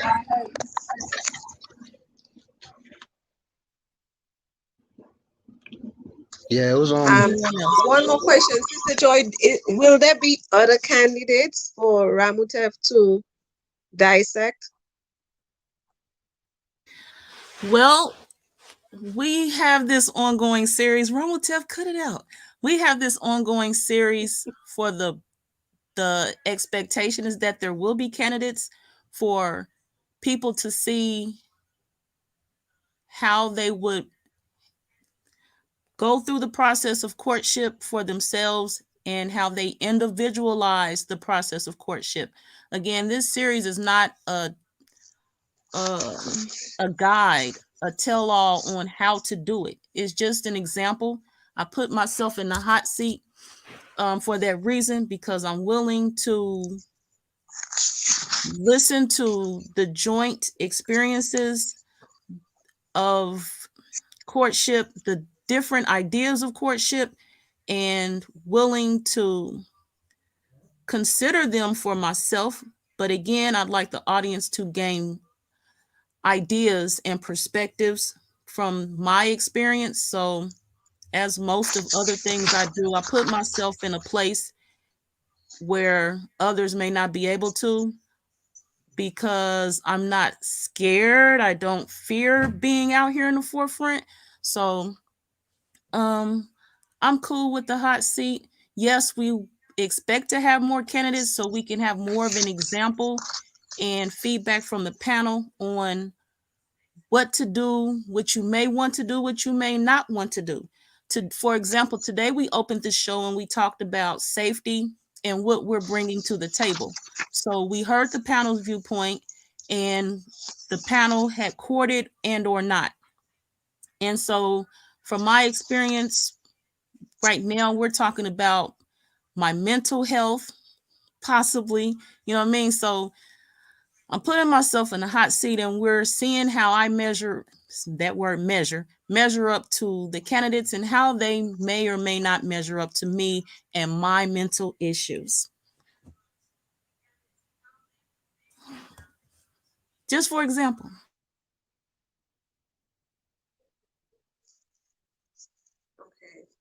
So is there harmony or imbalance is what we're building for? We are building for balance, harmony. Yes. Harmony and balance. That's what I'm seeking in my life. And Kai Creatress, yes, I want a knight who is a great friend, and yes, companion who enjoys my company, and he's honest. Seriously, I've had companions, they were not my friend. I've had companions, they were not honest with me. I've had companions, they didn't want to keep me company. They were being dishonest, etc., etc. And I'm speaking on those that I called my husband as well. So I'm looking for a friend, a companion, a work partner, someone who enjoys my company as I enjoy his, and definitely honesty. I am honest, so I expect honesty from him. And yes, Keisha, enough is enough. And will I maintain a platonic relationship with any of those candidates? Yes, I will maintain a platonic relationship with the knight that is in my life. Definitely.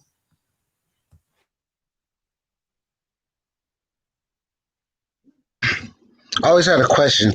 Platonic. I looked it up, but what does that really mean?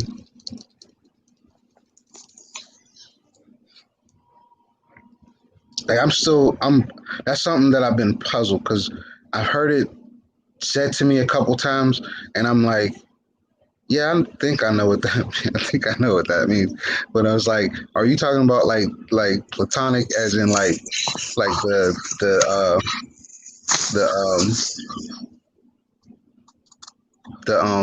what you call them things?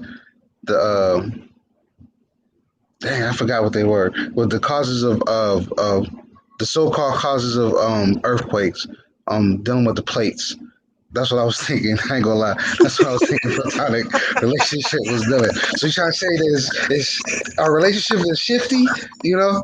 Yeah, Right. Like mine that's is the off too. I person. was thinking of something else. Actually, Salima, Like my bad. I was thinking about something else. So I withdraw my response. yeah, because it's like I always wonder what that word entails. Because I looked it up and it's saying like basically a very it's almost in the level of a spiritual relationship only, nothing sexual about it. Exactly. That's what I read. But in my mind, like I was explaining, it's like Is it a shifty relationship? Is it a very earthquake? Is it a magnitude relationship? Like, I need help. I need help. I need help. Oh, even better. Oh, I appreciate that, Joy. Thank you.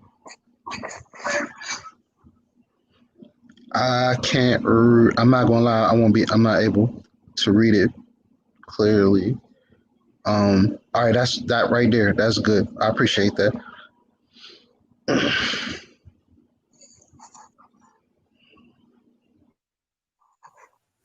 Platonic. Friend, what does it mean to be in a platonic relationship? Salima, if you would in the comments, speak to us what you mean, not what we think it is. It's based on play. Exactly. I was thinking about something else when you asked that, Salima. So platonic friendship specifically refers to friendship between two people who could, in theory, feel attracted to each other. People of different genders don't have enough in common to maintain friendships. You'll eventually desire a sexual relationship with any friend you could be attracted to. Yuck. Definition of platonic by Merriam-Webster is of relating to or having a close relationship in which there is no romance or sex.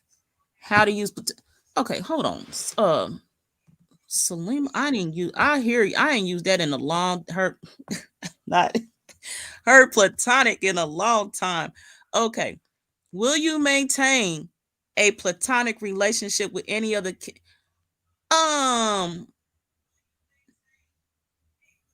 well, uh no sex. Yeah, I'm not having sex with none of them.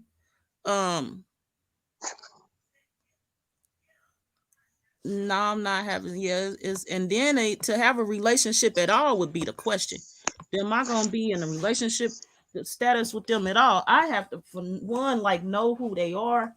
I do. I'm not doing it.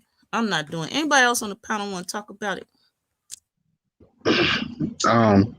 So I put it like this. Here's my thoughts when it comes to platonic with candidate 1, 2, and 3. Even though we already canceled them out, but candidate number 1. Since the energy of attraction is there, then that first definition applies to that. Candidate number 2 is very likely to happen. Very likely to happen as long as you keep the attraction out of it. Candidate number 3,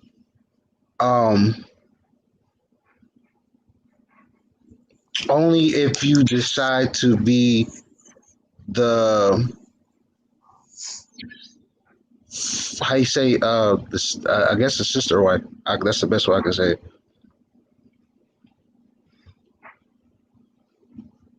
That's the best And way we I can know say I'm not doing the sister wife thing. it. Mm-hmm. So when it comes to the question, two, yes. 1 and 3, 4, obviously no. But 1 and 3, no. 2, yes. 1 and 3, no.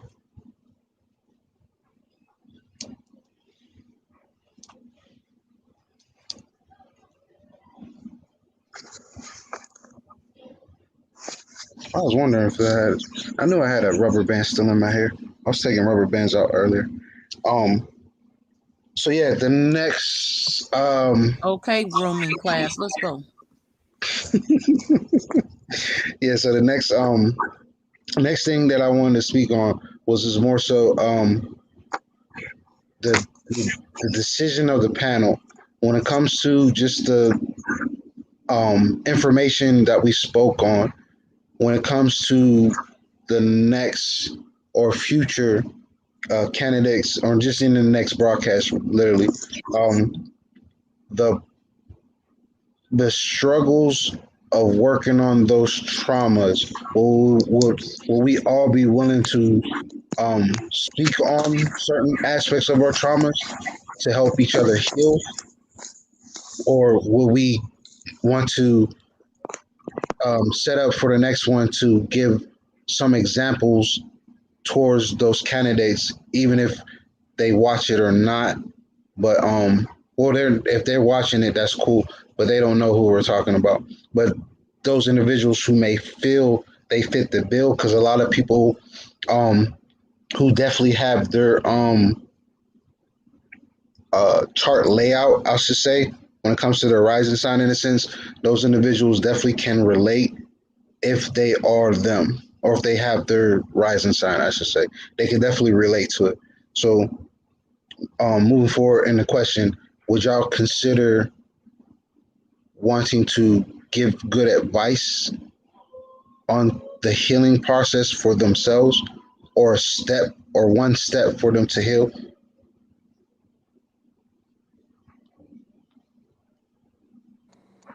I'd say yes. I'd be open.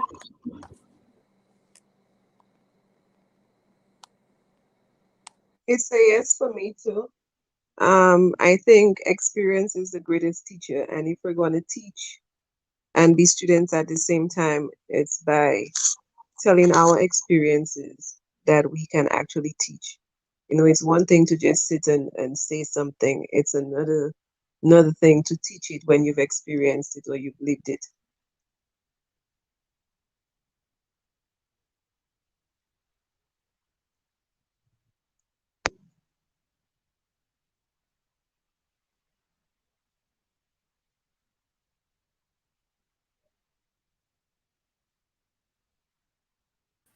Ramutefa, mute your mic. Yeah, uh, yeah, that would be dope for them. So I'll give an example, right? So I'm gonna go ahead and start with candidate number one. When it comes to the part of where are you at?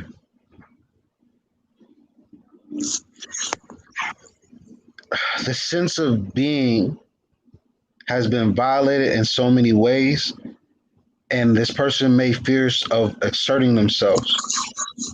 They may also overcompensate by attempting to be first at everything. They also may have suffered physical wounds, and then also goes back to the part of them being a procrastinator. So when it comes to the issues of why the procrastination comes, is due to the violations that this person has suffered, and it's either during their youth or even them growing up. So when it comes to advice towards working towards that, what would you say, Sister Bell? Um,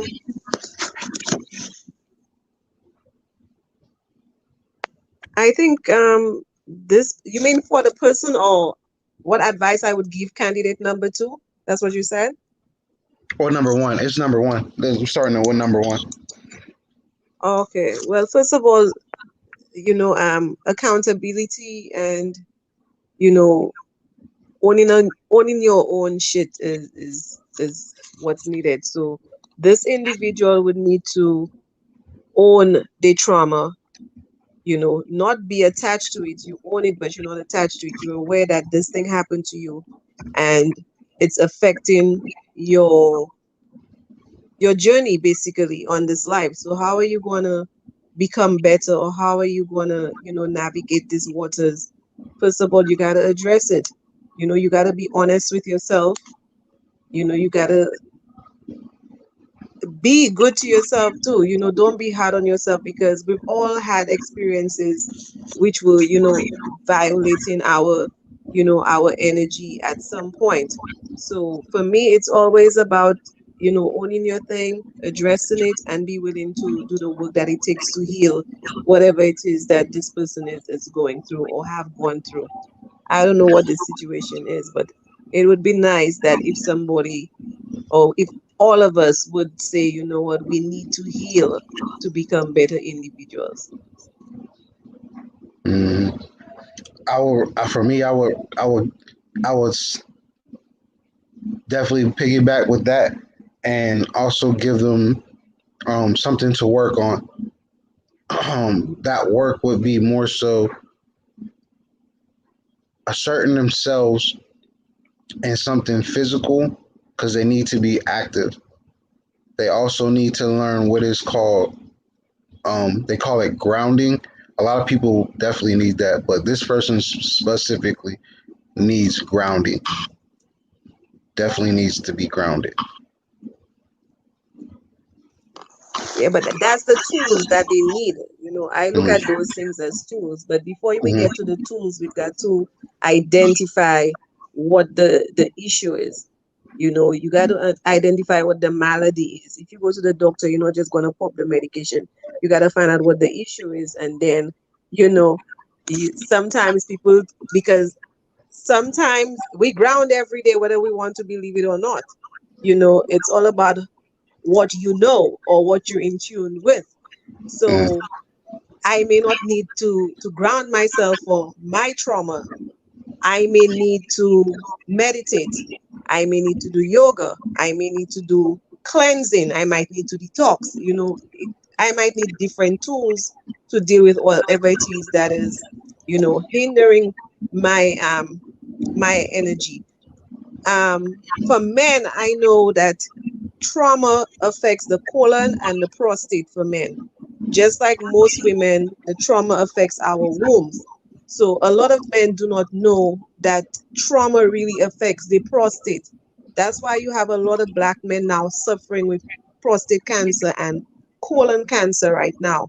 It goes back to the underlying traumas that they're not willing to address, or some of them don't even look at it as trauma because they're not taught that those things are trauma.